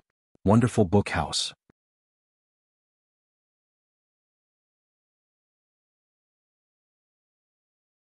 Chapter 549. Today was the first day of school after all. Except for Yin Yin, everyone in the class was old acquaintances. Therefore, after a summer break, everyone naturally had endless topics to talk about with each other. Perhaps wanting to attract everyone's attention, this skinny monkey-like boy saw the interaction between Yin Yin and the chubby girl and deliberately laughed loudly. And such a pretentious laugh naturally attracted the attention of the other students in an instant. All of a sudden, Yin Yin's position became the focus of the entire class. "Yo, isn't this the big idiot in our class? I haven't seen you for a few months, why are you still so fat? Didn't your mother tell you to lose weight? Ha ha ha." Unlike Yin Yin who skipped 2 grades, most children who studied to the 6th grade were concentrated at the age of 11 or 12, which was basically half a teenager. In addition, children nowadays were very precocious, so they naturally knew more than the children of Chen Shi's generation. Of course, being precocious didn't mean being sensible. It was precisely because of this that introverted children were more introverted, and extroverted children were more extroverted. When toys and cartoons were no longer their only pursuit, teasing and ridiculing their classmates became a way for them to relax. Put yourself in their shoes? Put yourself in their shoes and think for others? Sorry, children at the age of 11 or 12 didn't understand this slightly complicated theory. Just like a joke that was once popular on the internet, a reporter went to the South Pole to interview a group of penguins. He asked the first penguin, "What do you do every day?" The penguin replied, "Eat, sleep, play with Dowdo." Then he asked the second penguin. The penguin still replied, "Eat, sleep, play with Dowdo." The reporter asked the other penguins with confusion, but the result was the same in the end. So, the reporter continued to ask 99 penguins like this. When the reporter asked the 100th little penguin, the little penguin gave a different answer, "Eat, sleep." The reporter asked in surprise, "Why don't you play with Dowdo?" The little penguin pouted, glared at the reporter and replied, "I am Dowdo." Was this really a joke? No, no, no. In fact, it was a complete tragedy. Because behind the 99 happiness, there was always a hidden pain that had no place to complain. The fat girl's name was Li Tangyue. This was a poetic name, but unfortunately, it did not match her appearance at all. Li Tangyue was 12 years old this year. She was 1.6 meters tall, but her weight was an astonishing 150 kilograms. When she stood there, she was like a big bucket. Unfortunately, she was diagnosed with childhood non-alcoholic fatty liver disease, also known as severe fatty liver disease. This kind of disease was not fatal and could be eliminated by recuperation. Therefore, after some treatment, Li Tangyue's parents let the child go back to school. And this was the beginning of Li Tangyue's tragedy. She used to be a lively and cute little girl. However, as her body grew fatter, Li Tangyue gradually became silent and her grades began to plummet. Although the head teacher of the 6th grade class 2 was a male teacher, he still noticed the change in Li Tangyue's mentality. Therefore, in order to encourage and help the child, the teacher moved Li Tangyue to the first row so that she could be urged to study hard at any time. Her teacher's intentions were good. But this arrangement directly led Li Tangyue to walk from behind the scenes to the front of the stage, as if there was a spotlight on her at all times. From the day she moved to the first row, Li Tangyue felt that dozens of pairs of eyes were following behind her at all times. Her classmates were all looking at her. Her classmates were all laughing at her. She was afraid that her broad body would block the line of sight of the students in the back row, so she always bent her waist and hunched her back, trying her best to shrink her head. She never dared to go to the toilet because she was afraid of the strange gazes from both sides of the corridor. She tried hard to hide herself, but the spotlight on her became more and more dazzling. She was different from Yin Yin, who was a white swan that everyone loved. She was born an ugly duckling that no one liked. In order to lose weight, Li Tangyue tried to go on a hunger strike. But, even if she was so hungry that she was about to faint, her weight did not decrease at all. Instead, it increased a little. Because she was fat, she suffered a huge psychological pressure that she should not have to endure at her age. For those students with obvious physical disabilities, it was precisely because of their obvious physical defects that they were not easy to bully and ridicule. Because their weakness was reflected on the surface. Even children knew that they could not bully the disabled, let alone these 11 or 12-year-old teenagers. Li Tangyue was different. She did not have any obvious disabilities. She was just plain fat. Therefore, mocking her for being fat had gradually become a custom in grade 6, class 2. Regardless of whether they were boys or girls, regardless of their conduct, regardless of whether their grades were good or bad, in short, everyone was disgusted and disliked this fat girl who was like a bucket. Almost every class had children who were ostracized. But children like Li Tangyue, who were both ostracized by others and ostracized by themselves at the same time, were very few. How could the pressure and pain she was enduring in her heart be understood by ordinary people? Hearing the words "big fool" constantly ringing in her ears, Yin Yin suddenly woke up from her shock. Why did everyone call Li Tangyue a big fool and not a big fatty? Wasn't it because she was stupid? When she was mocked by others, she would only bury her head deep in her arms like an ostrich. Just like what Yin Yin saw now. Looking at the new desk mate in front of her who was as fat as a pig but as timid as a mouse, Yin Yin suddenly stood up and let out the angriest roar in her life to the entire class. Enough. All of you shut up. Shut up. Although Yin Yin was young, her petite figure stood there, but it was as if she was a stabilizing force. In an instant the entire class fell silent. At that moment, everyone did not understand what kind of madness she had. Perhaps it was because they were suppressed by Yin Yin's aura, or perhaps it was because she had the support of the head teacher. In short, after everyone saw Yin Yin's angry face, they decisively shut their mouths. No one stood up to continue to challenge the authority of the new class leader. Seeing that everyone was quiet, Yin Yin took a deep breath, turned around and shouted to the class, "I announce. From today onwards, you are not allowed to call her a big fool anymore. And you are not allowed to bully her anymore. If I find out that anyone is still bullying her, then I will definitely tell the teacher and the principal. Come. Wonderful book house. Come."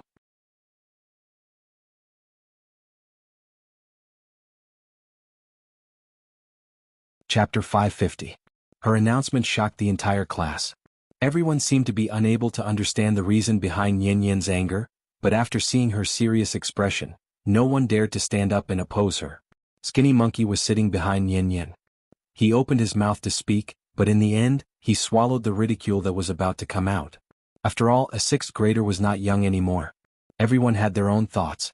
Although Yin Yin had attacked everyone in the class, this method of not specifically targeting a particular person would not cause everyone to be angry. Otherwise, it would be impossible for everyone to attack her. Yin Yin had just joined the class, so everyone was still unsure of her personality, so it was impossible for them to get into a conflict with her over such a small matter. Therefore, after a short period of silence, the classroom immediately returned to its usual clamor. Everyone ignored Yin Yin. Those who were fooling around continued to fool around, and those who were chatting continued to chat as if the unpleasant incident had never happened. Although Li Tangyue did not raise her head, she could hear the movements around her. Seeing that everyone was no longer ridiculing her, Li Tangyue carefully raised her head to observe her surroundings. Yin Yin saw her actions, so she smiled at her and then sat back down in her seat as if no one was around. "Thank you." Looking at Yin Yin's calm appearance, Li Tangyue hesitated for a moment before carefully thanking her. "It's okay. If anyone dares to bully you in the future, just tell me. I'll make the decision for you." Perhaps because she had done a good deed, Yin Yin was in a good mood, so she did not care about the strange gazes around her and directly patted her chest to accept this little brother. Soon the break between classes was over. The second class began. Yin Yin secretly observed Li Tangyue for a while. Only then did she realize that she liked to deliberately bend her body in class, as if she was afraid that she would block the view of the students behind her. Therefore, as soon as the class ended, Yin Yin went straight to the form teacher's office and told her thoughts. She hoped that the teacher could move Li Tangyue to the window so that Li Tangyue would not block the other students. At the same time, she also hoped that the teacher would let her sit behind Li Tangyue. This way, she could protect Li Tangyue at any time and prevent her from being ostracized by her classmates. The teacher decisively agreed to her request. And this was the privilege that Nian had as a merit student, the leader of the young pioneers and the class monitor of Year 6 Class 2. It had to be said that Nian really did things swiftly and decisively. After receiving the teacher's warning, she took advantage of the break between classes to quickly complete a series of seat changes.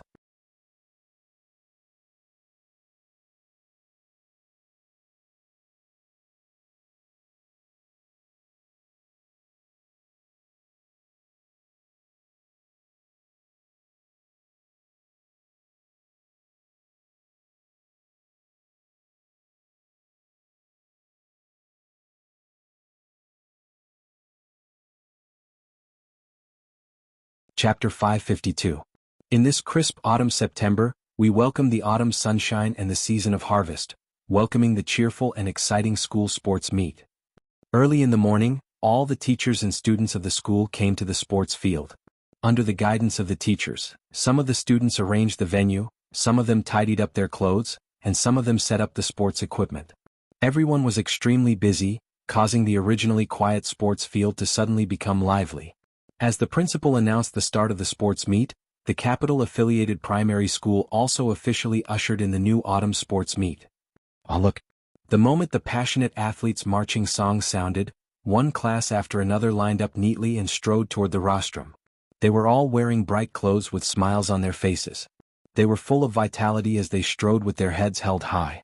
They exuded the unique vitality and vitality of youth.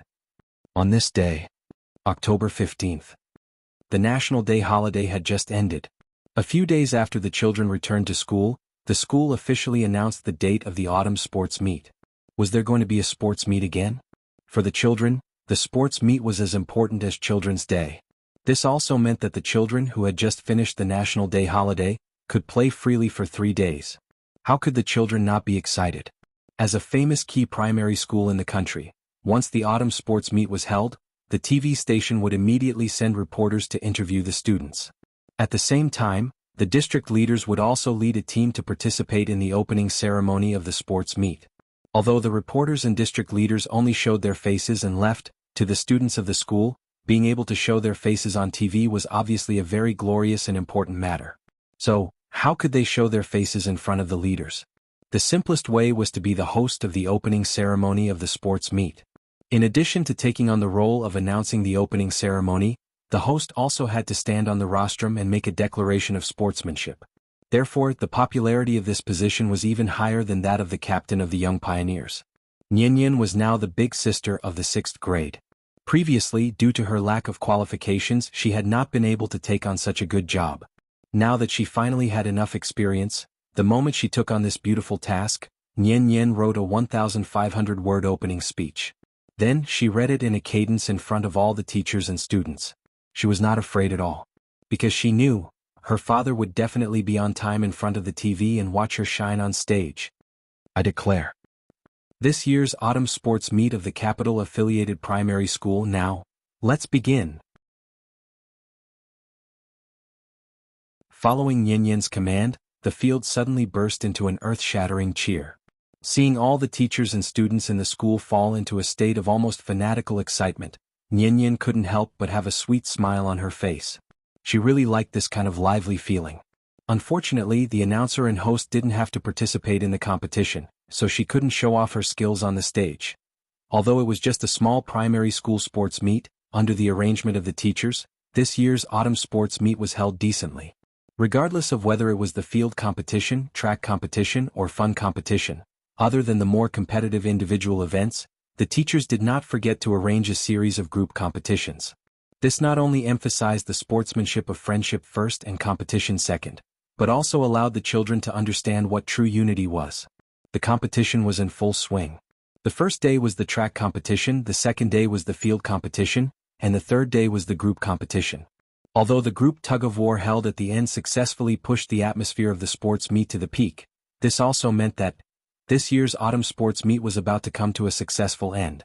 On the rostrum, Nian took out the closing speech she had prepared and was about to announce the successful end of this year's autumn sports meet. However, the principal suddenly came to her side and directly grabbed the microphone from her hand. Hey, students, quiet down, I have something important to announce. Just now, I received a notice from the higher-ups. This year's autumn sports meet will add an additional competition event, so the end of the autumn sports meet will be postponed for 2 days. As for the competition content, I'll keep you guessing for now, I'll tell you tomorrow. Okay, that's it for today. Students, go home and have a good rest. Come back tomorrow to participate in the competition. Speaking of this, the principal suddenly paused and then continued with a serious face. Teachers of all grades and classes, gather at the big conference hall at 7 o'clock in the evening. I have something important to announce here. Following the principal's inexplicable speech, the autumn sports meet, which was supposed to end, was unexpectedly postponed for 2 days. They could play for 2 more days. While the children were happy, they were also intrigued by the additional competition content mentioned by the principal. Therefore, early the next morning, all the teachers and students of the school waited on the field as early as a few days ago. Everyone was eagerly waiting for the principal to officially unveil the mystery. What kind of competition was it? Why was it so mysterious? Okay, is everyone here? Now I announce, the first martial arts competition of the Capital Affiliated Primary School officially begins.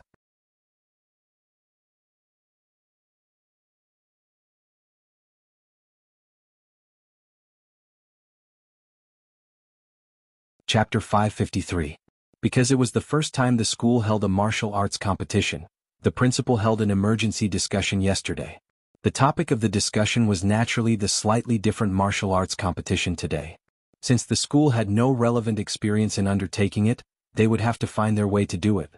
Only by doing this beautifully and properly could the Capital Affiliated Elementary School live up to its title as the National Exemplary Elementary School and continue to set a new example for the nation's primary and secondary schools.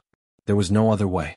Who asked the higher-ups to give such an important task to the Capital Affiliated Elementary School? The burden on their shoulders was indeed heavy. The principal felt that the task was heavy, but the teachers felt that the task was a little hot. After all, this was not a track and field competition. Although martial arts had been particularly popular in the past 2 years and most of the children in the class had signed up for the martial arts training class, the teachers were still a little uncertain if they really wanted to compete. Even if the child succeeded in winning the first place, after the parents received the news, they might immediately chase to the school and then make a fuss about it and insist that the teacher give an explanation. Why should my child participate in such a dangerous competition? What if the child is injured? A martial arts competition? Isn't it just a fight? Which school encourages children to fight? Ordinary teachers at most received a fixed salary. How would they dare to easily offend the parents? Therefore, when the principal announced the official start of the martial arts competition, the teachers of each class carefully explained the content discussed in yesterday's meeting to the children. During this time, the teachers even explicitly and implicitly emphasized that no one was forced to participate in this martial arts competition. Everything was voluntary. Even if no one in the class signed up for the competition, the teachers would not feel embarrassed at all. Instead, they would be secretly happy. No one participated, which meant that no one would be injured. It saved them a lot of trouble and worry. How good was that? However, what the teachers never expected was, the children's enthusiasm for this martial arts competition was far beyond their imagination. In the class with the most applicants, there was even a situation where the whole class wanted to sign up. Whether it was a boy or a girl, regardless of age, regardless of introverted or not, all the children who had participated in the martial arts training class raised their right hand high at that moment. Even the little girl, who had always been well-behaved and clever, after hearing the teacher ask, "If you want to sign up, please raise your hand," she actually raised her little hand at the first moment. The teacher was stunned. Why was it so different from what they imagined? Were the children nowadays so violent? Were they not afraid of being beaten at all? Yin, put your hand down. The martial arts competition is held between people of the same grade. Look at that small body of yours, who can you beat on the stage? You're not allowed to participate. It's settled then. Alright, a class can only have a maximum of 5 participants. Now, I will choose the participants. Seeing that the situation was getting out of control, the teacher decisively decided to have the final say and stripped Yin of her right to participate in the competition. When Yin heard this, she pouted unhappily and retorted, "Teacher, I know martial arts. I will be the Qin Shi Yun hand. Dad taught me. It's even more powerful than Arhat fist." As soon as he said this, the whole class burst into laughter. As the old saying goes, there is no first place in literature and no second place in martial arts. If they were to compare academic results, Nian would claim second place and no one in the class would dare to claim first place.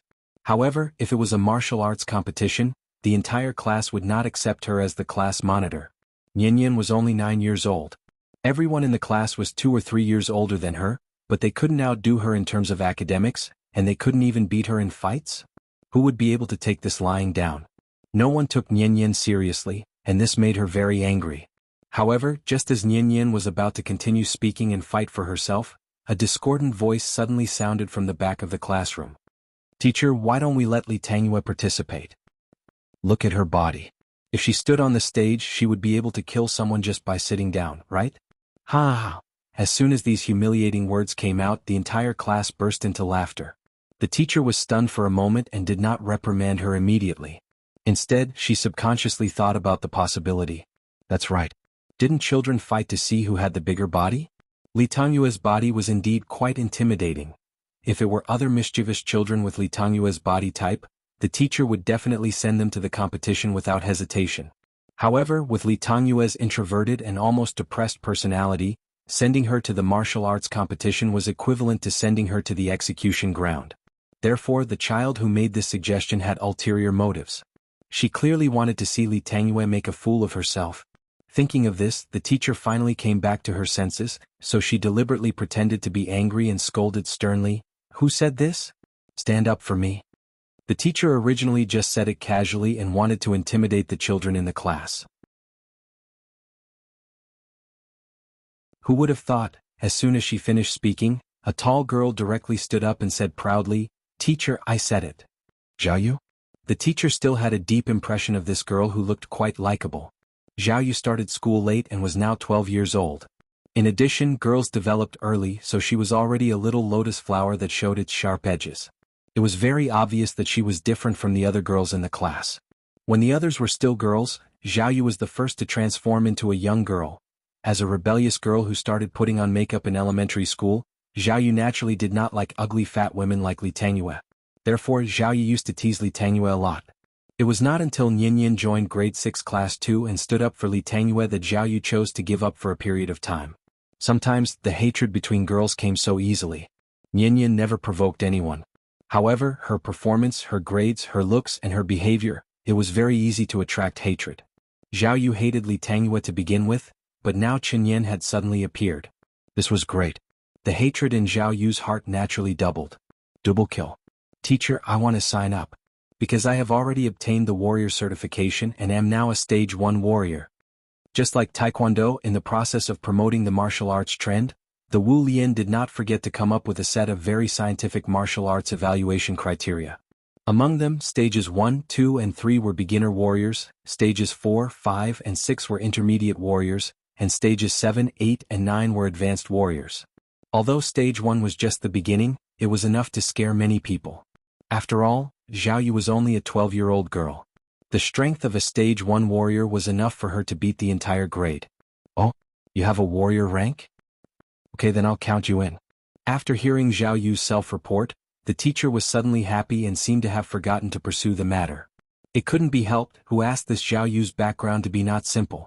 The daughter of a rich family in Beijing, can't afford to offend. Seeing that the teacher was no longer pursuing the matter, Nian could not help but look up at Li Tangyue in the front row. As usual, this big fat girl was bent over the table at this moment, as if she did not hear the mocking laughter just now. Not sure if it was because she taught her the Qin Shi Yun hand, but Nian's personality was becoming more and more like Qin Shueqing's. Therefore, after looking at Li Tangyue in front of her and then looking back at Zhao Yu behind her, her bad temper came up on the spot. "Teacher, I'm also a stage 1 warrior. Why can she participate but I can't? Come. Wonderful book house."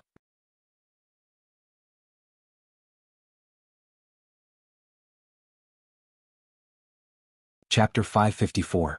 Teacher, I'm also a first-stage martial artist. Why can she participate but I can't? Nian's clear questioning voice suddenly sounded in the classroom.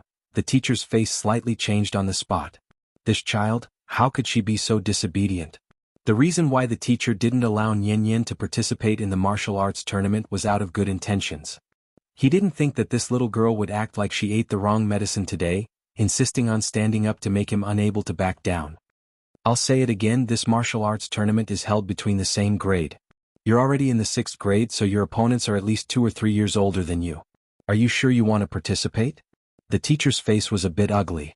But because of Nian Yin's usual performance, the teacher didn't care about her contradicting behavior, and once again emphasized the cruelty of the martial arts tournament.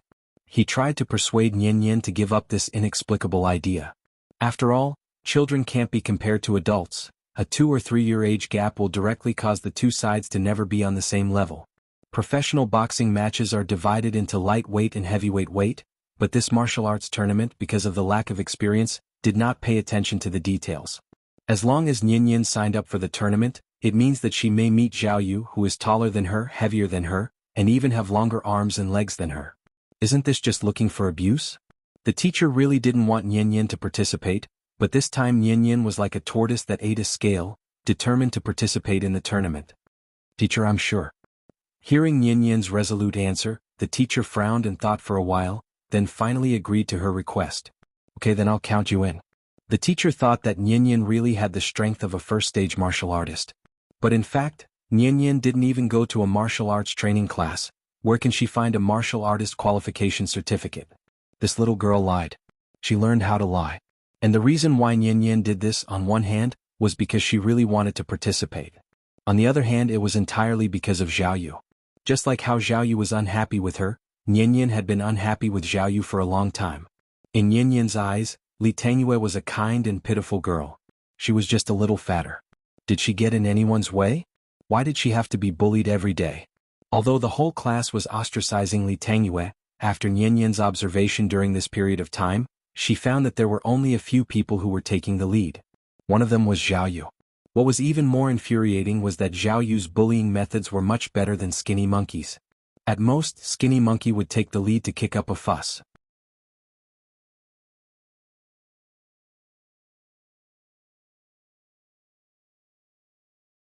Under the leadership of the teachers in charge of their classes, they were madly cheering for them.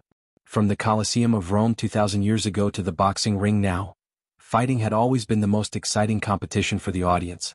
Perhaps it was because of the atmosphere. These 8 or 9-year-old children showed a kind of fanatical ferocity as soon as they went on stage. As soon as the referee blew the whistle, the two sides would immediately pounce on each other and use their ancestral tortoise fists. After 2 or 3 moves, the two would hug each other and roll around on the mats. This was a fight between children. As for things like arhat fists, moves and so on, sorry, these all didn't exist. Anyway, everyone was wearing protective suits and the fists didn't hurt, so there was only one way to determine the winner, and that was, either you press me to the ground and can't get up, or I press you to the ground and can't get up. It was supposed to be a martial arts competition, but in the blink of an eye, it turned into a wrestling competition. Looking at the child's red face and the adorable look of wanting to fall down, the teachers could finally put down their worried hearts. It turned out that they were overthinking. These children all had small arms and legs, so how could they perform any decent martial arts moves? If someone could perform a set of tortoise fists smoothly, they would probably be able to take home the championship trophy.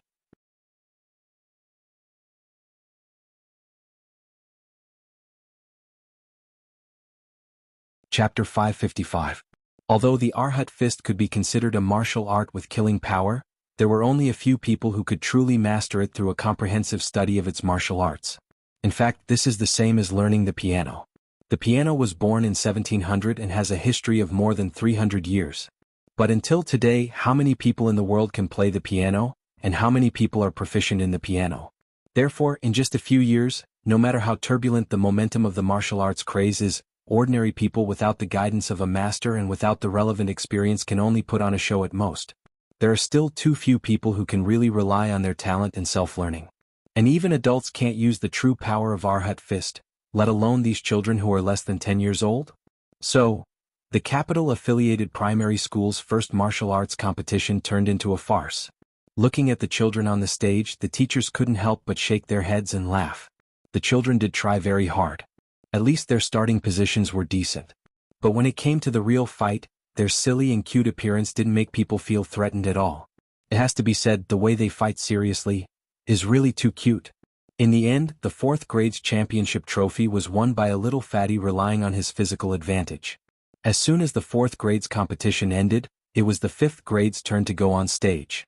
It can be seen that there is still a big difference between the 4th grade and the 5th grades.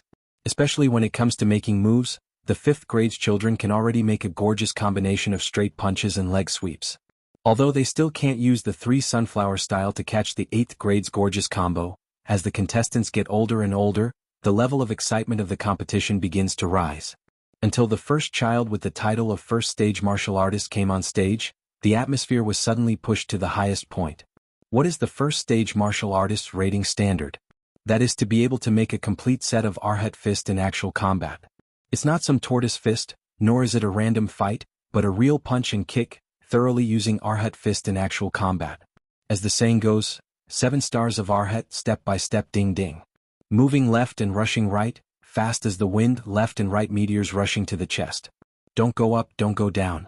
Hammer in the center, become 8 trigrams. 2 hands out of the chest, gods and ghosts don't dare to come. As more and more martial artists entered the stage, the children who were only fighting based on their primitive instincts were quickly defeated. The 5th grade competition was already quite valuable, so the teachers couldn't help but have more expectations for the 6th grade children.